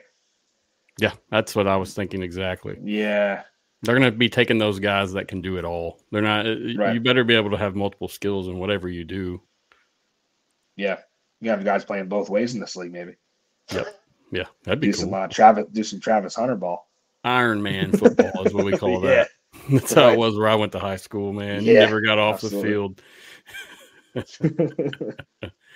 So I want to note too, I looked real quick, that inactive third string quarterback, he'll be inactive on game day. He won't be dressed out. But I mean, if he's a backup back, I wonder if he can still play. You know, I don't understand. In case he's kind of like an emergency quarterback, I would assume. Yeah. But it says he's inactive, so that's what's kind of confusing. Probably for like pay purposes, but then yes, yeah, I don't know if that's how it works. Yeah, there's a big difference in active pay and inactive pay, if I remember correctly. Right. I don't know the exact numbers, but yeah, there's definitely a difference. Okay, so let's move on from training camp, dude. And we don't have to spend a long time on any of this stuff. I just wanted to hit it and see what you thought and kind of talk about it some more. So we got the rules. Most of it, I wouldn't say it's too big of a surprise just because it's UFL, XFL, USFL. We knew that the rules were going to be different. We knew that they were meeting in the middle on a lot of things. They're trying to give and take depending on the situation. So, I mean, what I did is I just checked out Greg Park's article on UFL Board, and he did a really good job at analyzing a few rules. And I think they're really, I mean, these are the ones that are crucial and necessary for the game. So, I mean, he noted the kickoff. So the kickoff, the XFL kickoff rule was from the 30-yard line, and the USFL was from the 25-yard line. So the USFL won that, and they get it kicking off from the 20 instead of the 25. So that's pretty different. Yeah, well, I know last year in the XFL championship that came into play when who was it? Somebody I think Abram Smith picked up the ball after a 2-point conversion and pegged TJ Barnes in the helmet with it. Mm-hmm. Then all of a sudden DC was kicking off from their own 10-yard line, and Arlington got the ball at the plus 30. That stuff can matter. And now you're moving it back to the 20. Ooh, I don't know. I would have rather kept XFL kickoff, but wow, big surprise for me there. Yeah, does that shock you that I'd rather XFL kickoff? No, I don't think that's shocking anybody. I think, but I mean, I'm not alone. This is just trying to make more opportunity to score. It's giving you more better field position. It's not really. There's not. I don't know. It's definitely going to affect some things, but yeah, will it really open up things like they expect? We'll see. Yeah, like we talk a lot about the XFL 2020. I think they got a lot of things right. And Sam Schwartzstein did a hell of a job developing all the rules back then. And I saw he put out a tweet and it got a lot of engagement about that XFL kickoff and how the NFL was considering it. And we heard all about this. You know, sometimes you hear these false promises. We heard all about the NFL and how they were going to test out these new rules in the XFL. How many times did that really happen? Only heard about two things. I heard about the kickoff potentially being voted on, and I heard the 4th and 15 being voted on, and then the Eagles voted yes, and 31 other teams said no. So, if you're gonna say that, hey, we're gonna test rules here, actually do that. Don't just say that. Don't just say that so that The Rock doesn't come in and give you the people's elbow. So. I feel they were probably sitting in the room and they probably felt pretty intimidated by The Rock, and they're like, yeah, sure, we'll test your rules out. No. But let's actually do it. And it was a bummer to hear that the XFL kickoff was the thing that made it through. And then all of a sudden now we're not going to have it.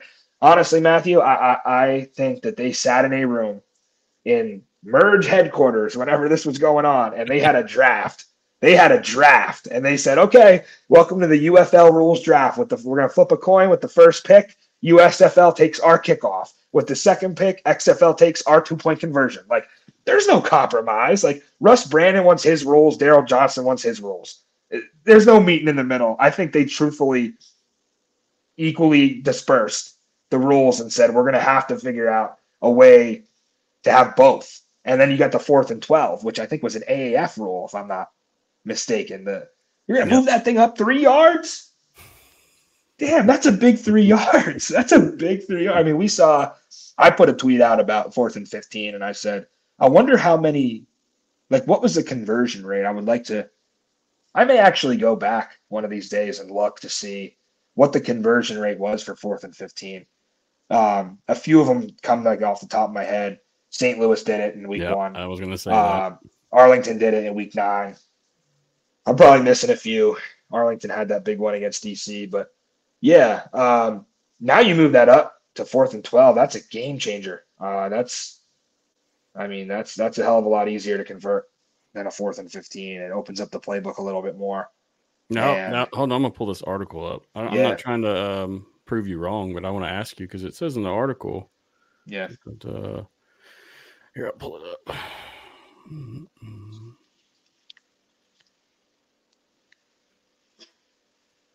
Well, if I can get shout out Greg Parks, by the way. I read all this stuff. He does a great job. Dude, he is awesome, man. He's so good at what he does. I appreciate him so much. Between him and Mike Mitchell, things have really gone well for information wise. We don't get just opinions because of these guys. Right. So right here, I mean, he says UFL rule, a slight tweak to the XFL's rule. They keep the 4th and 15, but it'll be from the 28-yard line when tied or trailing in the 4th. Okay. I don't know about that. I'll check it out. I can look it up. Yeah, check that on the website. I'm pretty sure. Wow. I'm pretty sure they moved it. I'm pretty sure they moved it up 3 yards, which I didn't know. I didn't know where that came from because it clearly didn't come from the XFL. I didn't know if the USFL did one. They did an alternative onside kick, but I know somebody said it was an AAF rule. Mm-hmm. I'm looking. I got the rule book pulled up. Guys at home, if you are familiar, feel free to comment in. Let us know. Dude, there's just so much stuff in here. Yeah, because I see where he says in my take, he says something about the 4th and 12 with what you have on the screen right now. He might have just mixed that up. So that is 4th and 12. I mean, I don't want to sit here and search while everybody's on live. Yeah, I trust you, Matty. I was looking at it. I was like, hold on, before I run my mouth, let me check. Right. Got you. Okay. Let's move forward. So I was surprised that they got rid of the kickoff, right? But they kept the double forward pass. And to me, this is more gimmicky than the XFL kickoff. I like the XFL kickoff. Yeah. But this if certain individuals see this happen during a game, they're going to lose their shit. I guarantee you that. So I don't know. What do you think? You know what, though? I think they'll be fine because I think they'll be the commentary from the live feed from the coordinator booth that we get out of AJ Smith yelling, GTFO, GTFO. I think that will overshadow like the ridiculousness that is the double forward pass. I think people will be so entertained by getting to hear the call. You know it's coming. Yeah, like, come on. Like, they called it the Mike Leach play last year. Like, that was amazing when they pulled that off in Houston. So we didn't really see it that much. You know what I mean? Like, it didn't really play that much of a factor, honestly. So it was a trick play that works well whenever it works, but it's just like a reverse. It's like if somebody busts that thing, it's going to be some nasty repercussions from that. I think it's kind of stupid to market 2 forward passes because it's really not. It's behind the line of scrimmage. You know, I agree. You're going to tell people that, and they're going to be thinking you can just, we're out here playing rugby. Shoot. Yep. So, But yeah, it's important to remember they got to be behind the line of scrimmage. Big key there. We can't just pass all over the field. I think I missed one. Let me go back up. Punts. No, this is another one that people do not like at all. And I'm with them on that because my boy Enrique is in DC. He's not a punter, but if he got the opportunity, I know that he could do it. Big leg. Touchbacks will be placed at the 25, and we knew that. The UFL also keeps the gunner rule from the USFL. Any punt that goes out of bounds inside the receiving team's 25-yard line will be placed at the 25 to begin the drive. Similar to the XFL rule, players are now given 1 yard of grace beyond the line of scrimmage that they can travel before the punt. Okay. So in a scenario where basically if you were punting to flip the field, if you got your gunner down there and they down the punt like inside the 5, that could still be useful, right, for the punter. But if that, you can't really coffin corner someone, basically, exactly. Right? So if the ball goes out of bounds, it's basically dead. Like that was a bad punt. Yep. Which is great. I don't know. See, now that takes so much out of the punter's arsenal, and you're gonna have to get your gunners down there to down it in bounds. Now that's gonna be tough. The certain field position, you're going to see a lot more people go for it on 4th, in my opinion. Yeah. That's just my opinion. Because you can't kick a field goal. We'll go on to that next. Where'd that go? Well, I guess you can kick a field goal, but the thing about it is, it's like, do you want to? No, not in a league where you can get a 3-point conversion. Exactly. Yeah. So they went with the XFL's version, no kicks, 3-tiered options for offensive plays, 1 point from the 2-yard line, 2 points from the 5, and 3 points from the 10. So we already knew this coming from the XFL. And now the USFL, folks, this is going to be a little different for them, since they could still kick their 1 point. I don't know. What do you think about this, man? I love it. Yeah, keep that. That's another Sam Schwartzstein rule. I love that. And I love when we get in overtime. That shootout style overtime where it's back and forth, the 2-point conversion. I think that's the best way to play overtime. And I think that would have made the Super Bowl way more entertaining if they had just done it that way instead of the nonsense that we saw with Kyle Shanahan taking the ball first and then maybe some of his players not realizing the Chiefs were going to get it and then trying to play for a second overtime. And it was nonsense. Like the clock running out and half of America's thinking, oh my God, they didn't call a timeout. It's 1st and goal. They got to win it or lose it right here. And Tony Romo's losing his mind, and people are thinking the clock's running out. It's really not. It would have just been. It would have rolled right out. Like what? What are we doing? Like Taylor Swift. Just shootout style overtime, back and forth until somebody doesn't get the 2. Right. That's the way to do it, man. It's exciting when you get to watch it. I believe I watched it in 2020. It was a St. Louis game. I can't remember. I think the coolest part about it, because they messed it up in college. In college, it's like I watched a game in Beaver Stadium with Penn State and Illinois. I went to 9 overtimes this way. It was the first year they had the rule with the back and forth. They walked up and down 100 yards every time. The XFL got it right. You got offense and defense ready. That is sweet. You miss one. Okay, everyone back down to this end now. That was awesome that they did it that way. And I hope they keep it that way now, because that you don't want, you want offense and defense ready. You don't, because the TV broadcast can already be too long as it is. You want to keep that thing going, keep it exciting, Yes, sir. Yeah, I like that. I like that role. You don't need extra points. Let's be honest. We want more action and excitement. I know a lot of the specialist pro players, the people that really like kickers and such, they're a little disappointed. But I mean, they still have opportunities here, and they're still just as important on the team. Talking about kickers. Yeah. Well, how about this? Instead of an extra point, let's do, if you can get, because how many guys are really going to kick it into the end zone from the 20, right? I mean, you got to have a rocket to do that. So, hey, I'd be willing to compromise with the USFL fans and who love their specialists. How about this? If you kick a touchback from the 20 and your kicker has a leg enough to get it there, give him a point. There you go. That'll make it a little interesting. It's kind of like CFL stuff, a little bit there. Yeah. Yeah. I can see that. That's my petition for the new rule book next year. It's pure football, Matty. It's pure football. Completed catch definition. That says they'll take the USFL NFL lead on this one with 2 feet inbounds required for a catch. So I like the 1 foot. I'm a fan of it. It makes things a lot better for me to call good, bad, this catch. So I don't know. We'll see what happens. But this one's kind of counterintuitive. It's like you want more. Like every rule in this book is dedicated to more offense and more points, and like none of these rules benefit the defense except this one. This is the only one, right? And I get it.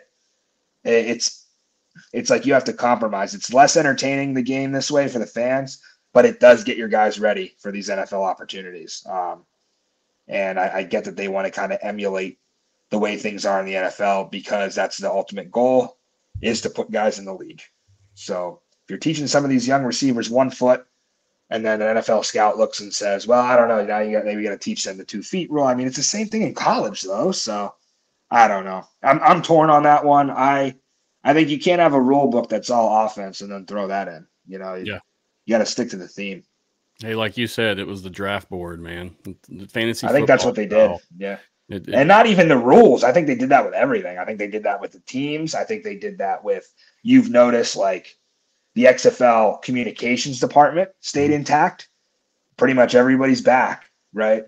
But the social media team is now on Fox payroll. Mm-hmm. So the people that did switch around in that department are not working for the UFL anymore. They're working for Fox. So I think there was just like a 1 by 1, you get yours, and they want it. They're advertising this as an equal merger. And you remember that like period that we were in where it was just, we didn't know anything because the government was regulating this. Mm-hmm.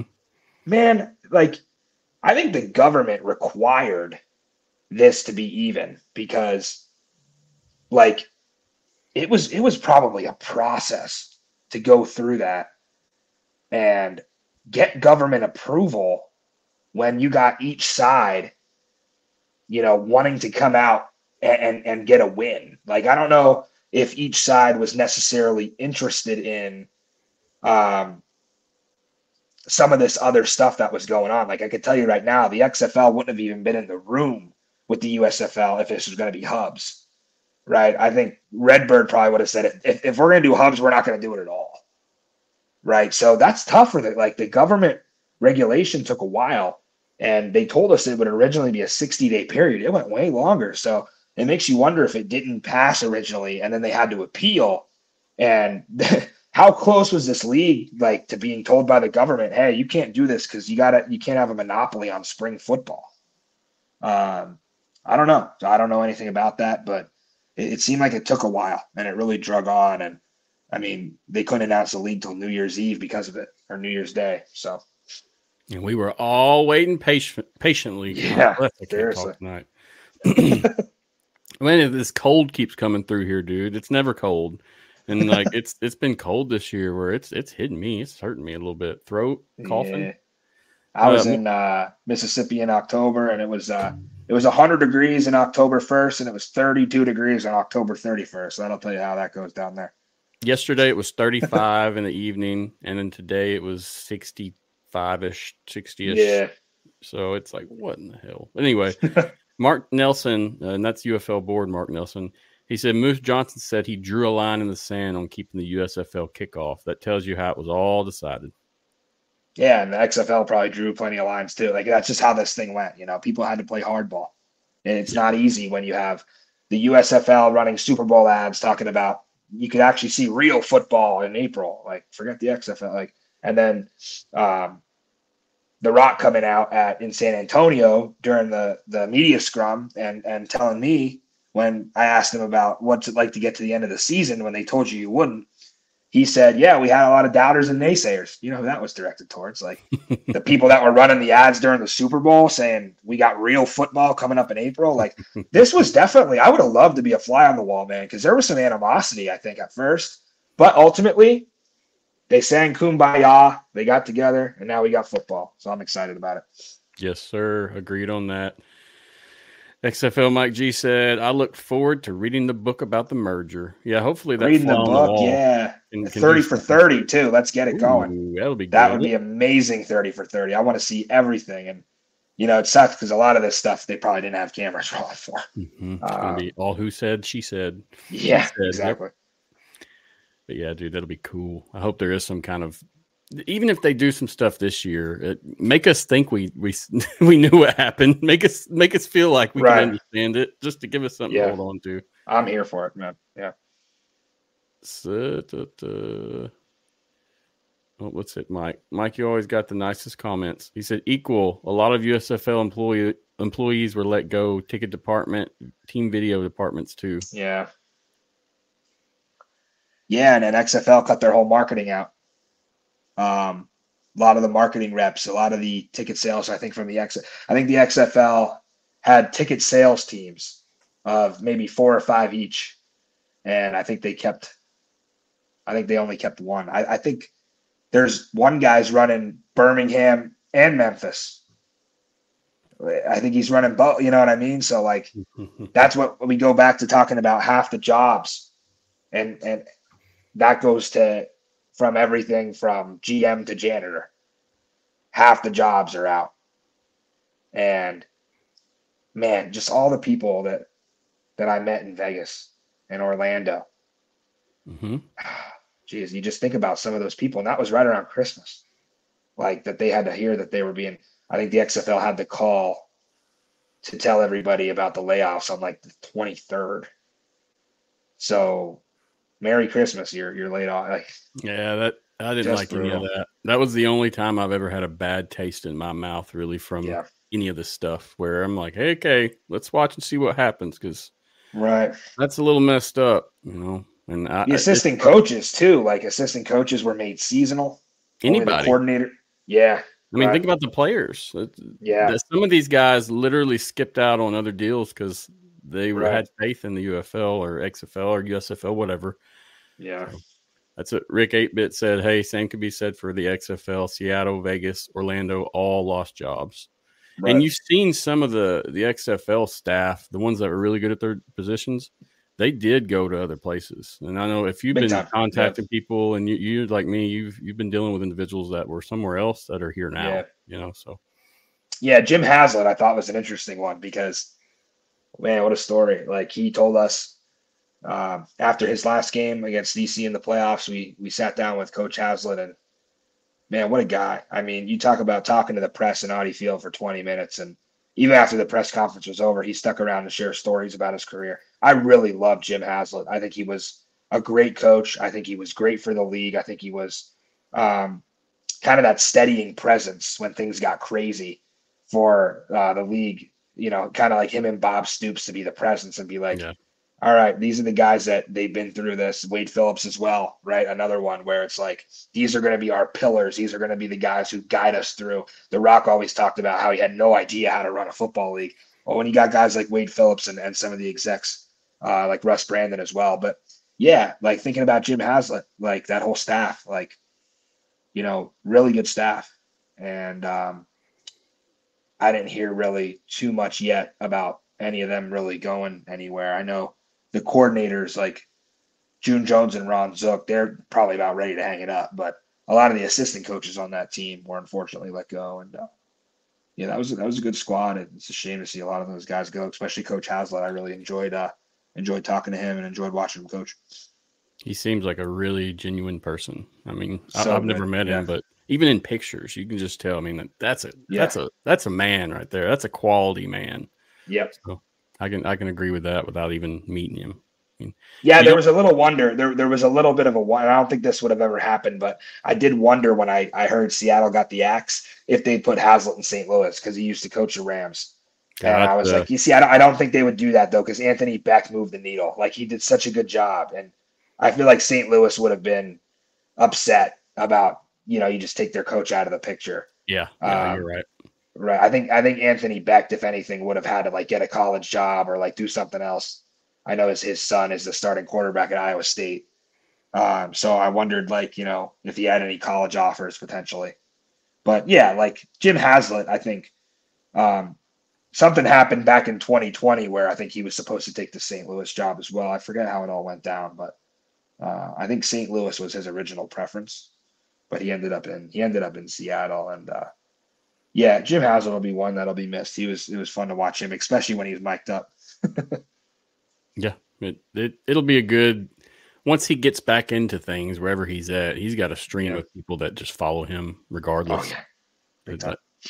And if you'd have put him somewhere else with someone that's a dominant leadership, I want the attention, that probably wouldn't work out so well, in my opinion. Jim doesn't seem like the type of guy that acts like that, but you can tell he probably takes control and does does things his way. You know what nobody's talking about? Like, speaking of other coaches, I'm just thinking about this now as we get talking. And if anybody in the chat knows, like, let me know. Anthony Blevins, man, that's tough. I mean, you leave your job in the NFL to get hired with Vegas. You come out, they market you. You come to the showcase that they live streamed. They did multiple interviews with him during that stream. Like, they really pushed into that market. And then it just like, see ya. Like, what? Mm-hmm. That man better got his NFL job back. But unfortunately, it doesn't really work that way. Like, Mm-hmm. he's going to win a class action lawsuit. I'll tell you that. Yeah, That is crazy to me.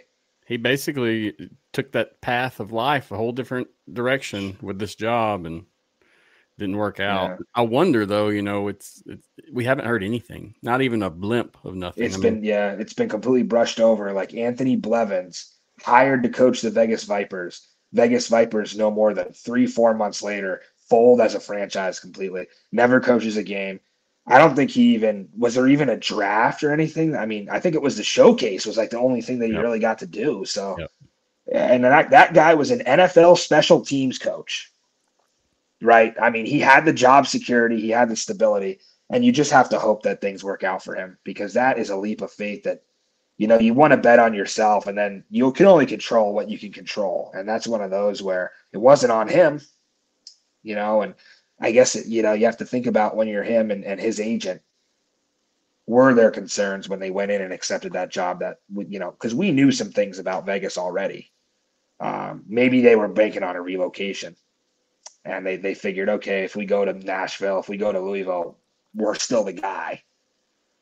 But then, it just, at least Terrell Buckley and Hines Ward and these guys, and then Haslett got to coach a game. Blevins didn't even get that chance.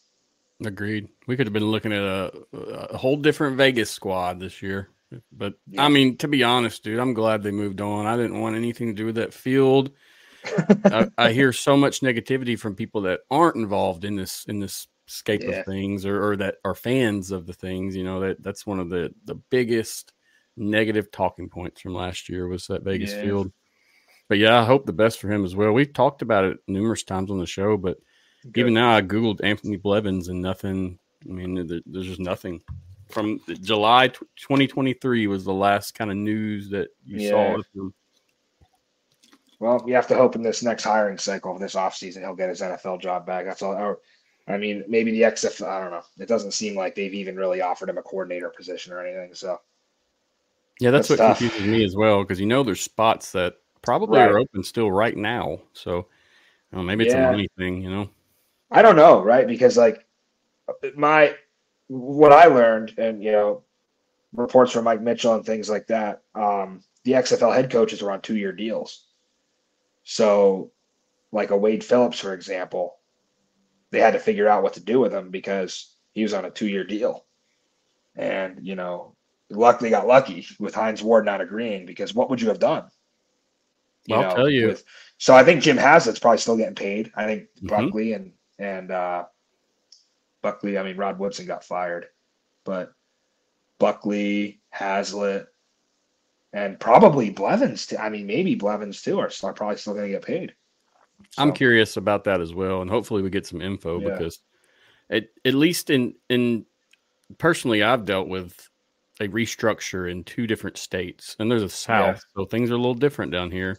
But the restructure, I had a contract, and that basically means your contract is null and void once that restructure happens. So I'm curious if, depending on the state or whatever, that it was that kind of how they approached it. The restructure deal, business is losing too much money. We've got to do this to make the cuts to become profitable, and that happened with a lot of contracted people. Hines Ward didn't take the pay cut. Yep, that's simple. That's what. Do you personally? Do you feel we're going to see some legal stuff coming out of this? Yeah, look at what happened with Oliver Luck and Vince McMahon. Like, oh, geez, that took 4 years? What a mess that was. 3 years. Yeah, that's the next 3 or 4 years. You're going to be hearing a lot about stuff. Everybody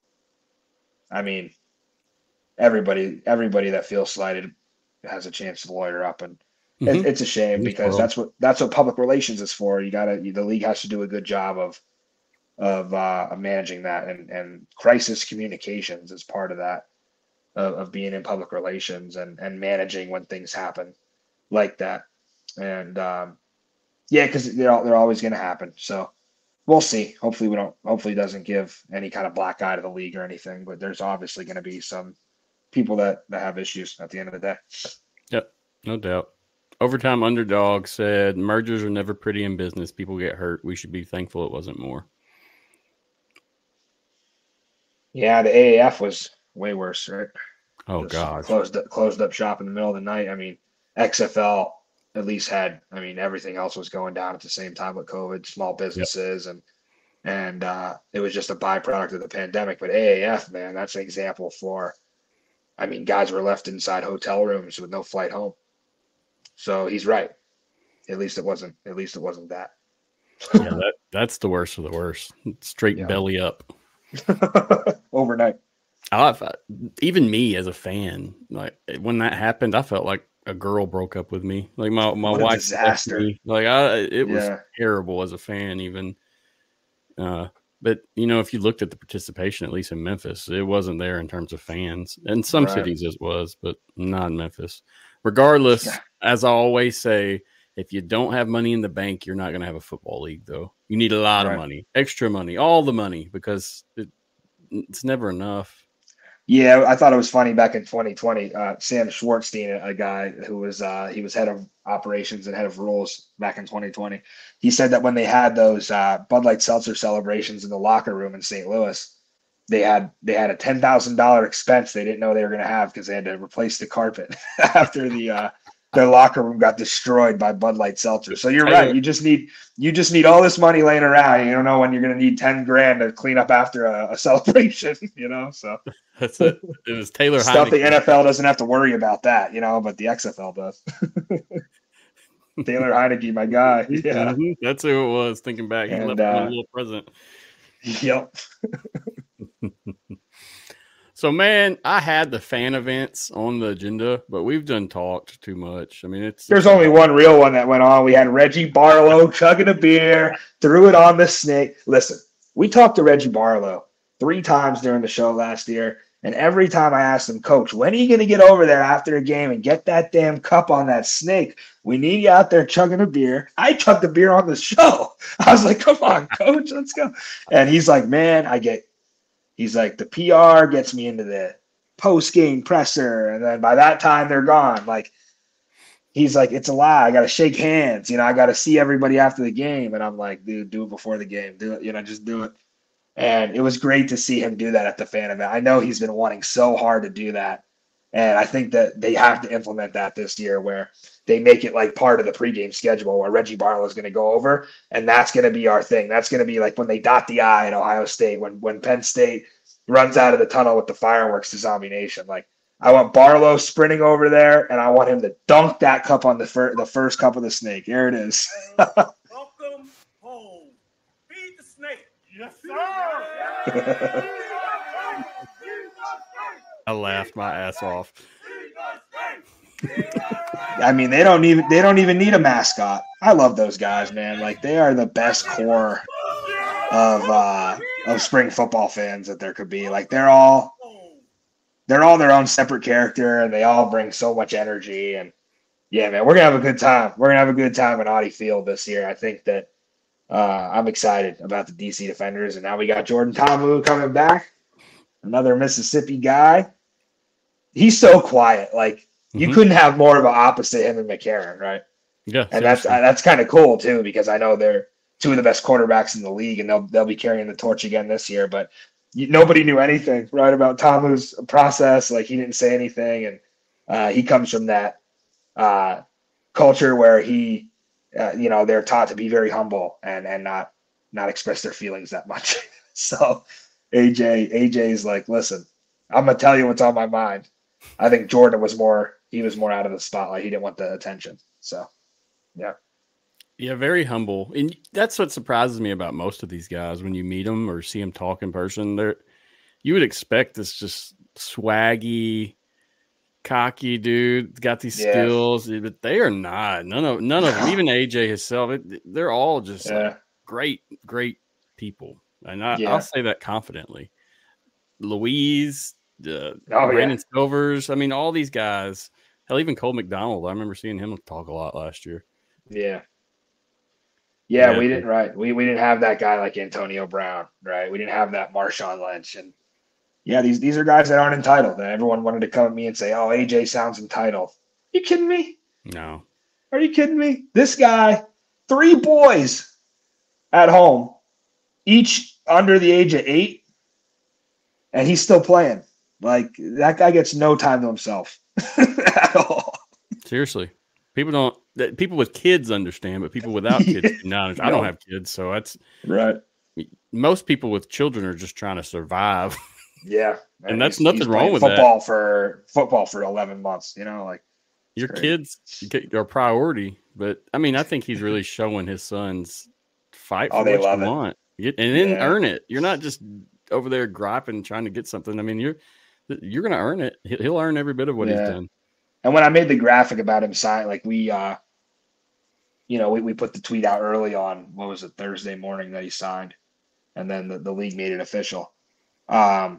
I wanted the graphic to have his family on it because I'm like, that's really what it's about for AJ. And then I thought it was really cool when his mom replied and she said, I love this. I was like, see, this is what it's all about with these people. Like Player 54, we saw a little bit last year. They came in, they saw the McCarron family. They had the RV there. They're very active in the community in St. Louis. They do a lot. They're like celebrities around there now. And I said, man, we need to get Tripp, AJ's oldest son, to do the opening coin toss in St. Louis. I'll have those people fired up out there for sure. Man, oh man, I appreciate this conversation, Matty. It's been a good time. 2 hours. It doesn't feel like it, but it's flew by. Like I said, I'm over here betting on Chinese badminton. So anything to get me away from the damn sports book when there's nothing to bet on. I see you as being like a UFC bettor. Is that you? Dude, if it's going on, I'm betting on it. You know what I mean? Like, I'm so damn bored around this house, sitting around with no football. I mean, I can't wait. As the clock ticks every day, and I go through and I read websites like UFL Board, always reading them every day. I've even gotten into Reddit. Like, I didn't even know what Reddit was. And now I read the damn Reddit. Like, I can't get enough, man. I'm ready. It's coming soon, my friend. It's coming. Hell, I even started a list. I'm keeping receipts. I started a list of people who they need to know at the end of the season they were wrong. And that list is adding up. I'm telling you. Dude, come on. You start from like October to now. There's a lot of things that have been wrong. I'm keeping receipts, man. Yeah. I am keeping receipts. Per source. Your source is wrong, buddy. Sorry. But yeah, man, I appreciate you greatly, dude. And hopefully we'll get to catch up at a game. Yeah. I'll be in Memphis for sure. I'm coming to Memphis. Actually, we'll see. I don't know. I won't announce anything yet, but yeah, I'll be in Memphis. I'll be there. Shoot me a message, dude. We'll get it going. I'd like to get up to DC this year, but I don't know if I'm going to be able to. I will definitely. That's a trip for you. Yeah, that'll be. Even if you can get up for, like, I know they play Arlington last week of the season. That gives you some time to plan. But yeah, the home games kind of suck. I mean, it's like, I would have loved the night game. I think I even tweeted out, like, let's do like a DC dark mode where we get like a all black uni. We do a blackout in the stadium. Like, you even ties in like, yo, I blacked out with the beer snake. Like, you could have done that, but now they don't have any night games. They're all Sunday at noon. And I'm like, damn, people are going to be drunk at 7 a.m. in DC. It's going to be wild. I remember the XFL After Dark last year. And that Seattle game, I think it didn't end until 2 a.m. my time, if I remember correctly. I am glad they're doing Saturday and Sunday exclusively because, man, that watching those damn games on FX at 10:30 on a Thursday, that's when the real degenerates like me came out watching Thursday night football, betting on, Seattle, Ben DiNucci playing 4 games in 20 days because they put them on Thursday night. It's insane. But yeah, they did fix the schedule, and now we got it on Fox and ABC and ESPN, which is so cool. Like, they don't have to worry about FX and all that anymore. I'm happy about that, and I guarantee you those numbers are going to be better just from that alone, from our XFL numbers. Right. I don't mind the regional game either. I think that's pretty cool. Yeah, I think they should test that out and they should see how that goes because, I mean, my only concern is I assume that if you have the Fox Sports app and you subscribe to cable and you have the Fox game on cable and you want to watch the other game, I think the Fox Sports app is going to default you to that regional game. So I don't know if you're going to be able to watch both unless you have like a way. Obviously, there's like corners to cut when it comes to this, but like the Fox games will not be on ESPN Plus. That will not be a thing. So that kind of sucks if you can't watch both. Yeah. But isn't that crazy that we say that? Because like, man, we got to be some UFL diehards to watch every single game. Like even the NFL diehards, like they be watching Red Zone, but they're not going to catch every play. No. Like this is real for us. We watch every play of every game if we can. I'm excited for it. And the way it's structured, it's going to make for much better viewing pleasure for the weekend. Yeah. There before, Saturday, I was Sunday. scrambling to get stuff in and trying. Right. No, this time I can casually watch it, enjoy it, and talk about it. And a lot of they did a lot of Sunday afternoon. We had a lot of Sunday night late games. Mm-hmm. And NFL does that. That's great. But like, I'm glad that most of the Sunday games are going to be wrapped up in the afternoon window. Yeah. Yeah. I'm the same with you on that. Because give us more time to a show. I see. I probably won't record until Tuesday because I know if I'm traveling, I have to spend that Sunday or Monday, depending. Right. Traveling back home. So, yeah, we're probably going to try to get on as soon as we can on Sundays and see how that goes. And everybody's doing that. If you can't be live during the games, it's probably beneficial to be live after them because people still have that appetite. Mm-hmm. And, we're going for a new audience this year. We want to bring the casuals in, and we want to teach them about the UFL, and we want to set this up so that this becomes minor league football. I said that before on the show, and this needs to be minor league football someday for this to work, and I think it can get there. I really do. Yeah, I agree with you. And people think minor league or development league is a bad term, but I don't. It can still be professional and then still have that tacked onto it. Look at all the hundreds, probably thousands of minor league baseball players. Mm-hmm. So many. Yeah.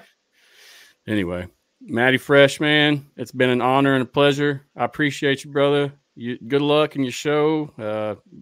Do things big, man, because I'm going to be watching you and supporting you. Do you want to tell anybody at home anything before you roll out? Stay tuned. Big announcement coming from Springball Boulevard. We are back for season 2, and we'll tell you when very soon. We're going to have something really cool coming up to announce.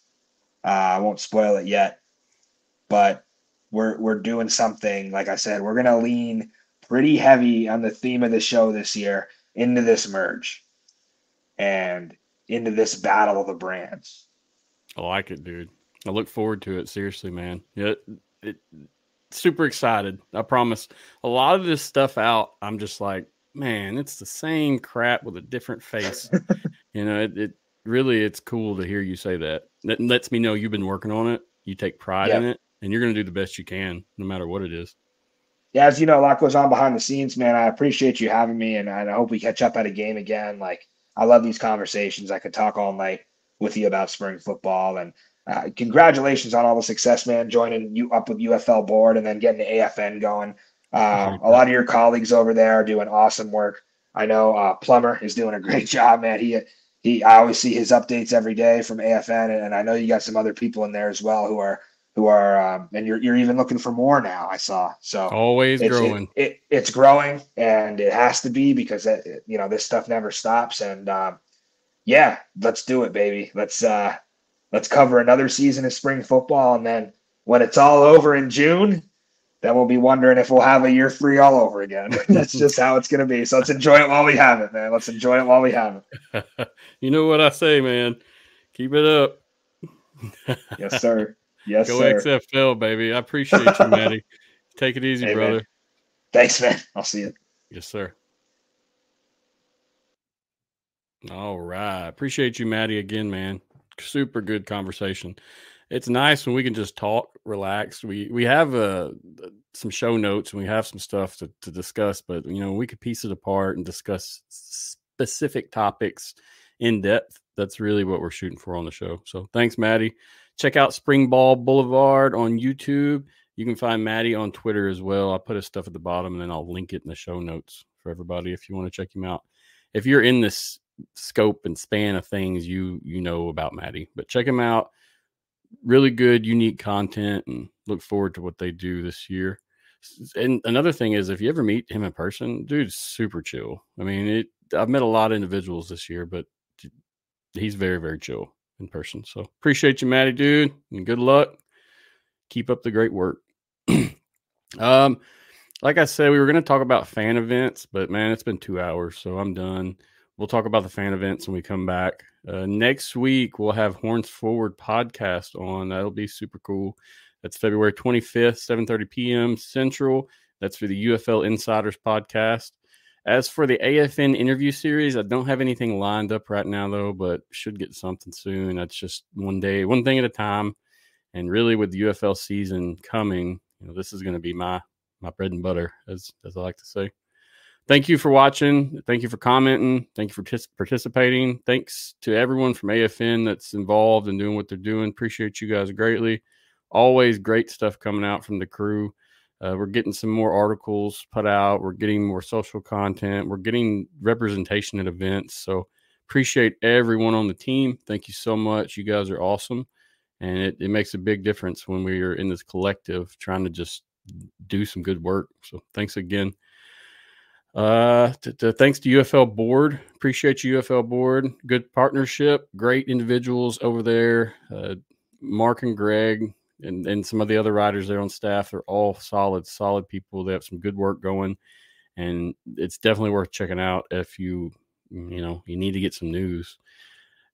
I talk a lot about Mike Mitchell. Mike Mitchell is a solid guy, and he's one when I started this that I never thought I'd be talking to him in person, hearing what he thought. And we've met and we've spoke so many times now, and hopefully get to meet him in person. But appreciate you, Mike, man, for what you do. You put out a lot of solid work. People look for you to put things out to know they're official. So thank you, man. Keep doing what you do. We all appreciate you here in the spring football community, even the podcasters. Seriously, it makes a big difference. I think that's all I got. It's always fun, guys. It's been a pleasure. Thank you again for watching and listening. If you made it through the whole 2-hour show, thank you so much. And we're going to keep on striving and working over here at AFN. It's always fun. Thank you again. That's it for me. Have a good night. And remember, spring or preseason training starts February 24th. So most of the guys are reporting Friday the 23rd, and then they'll be ready for the actual camp on the 24th. So don't forget about that. We should have some rosters coming out in the next few weeks that should tell us who's going to really be playing for each team. That's it for me. I'm out. Peace out. Be good. Take it easy. Till next time. Goodbye. Go hard. Go home. Go home. Go hard. Go hard. Go home. Go hard. Go hard. Go home. Go home. Go hard. Go hard. Go home. Touchdown like the end zone. When the circle turn to my home, can't get me out of my zone. Go hard. Go hard. Go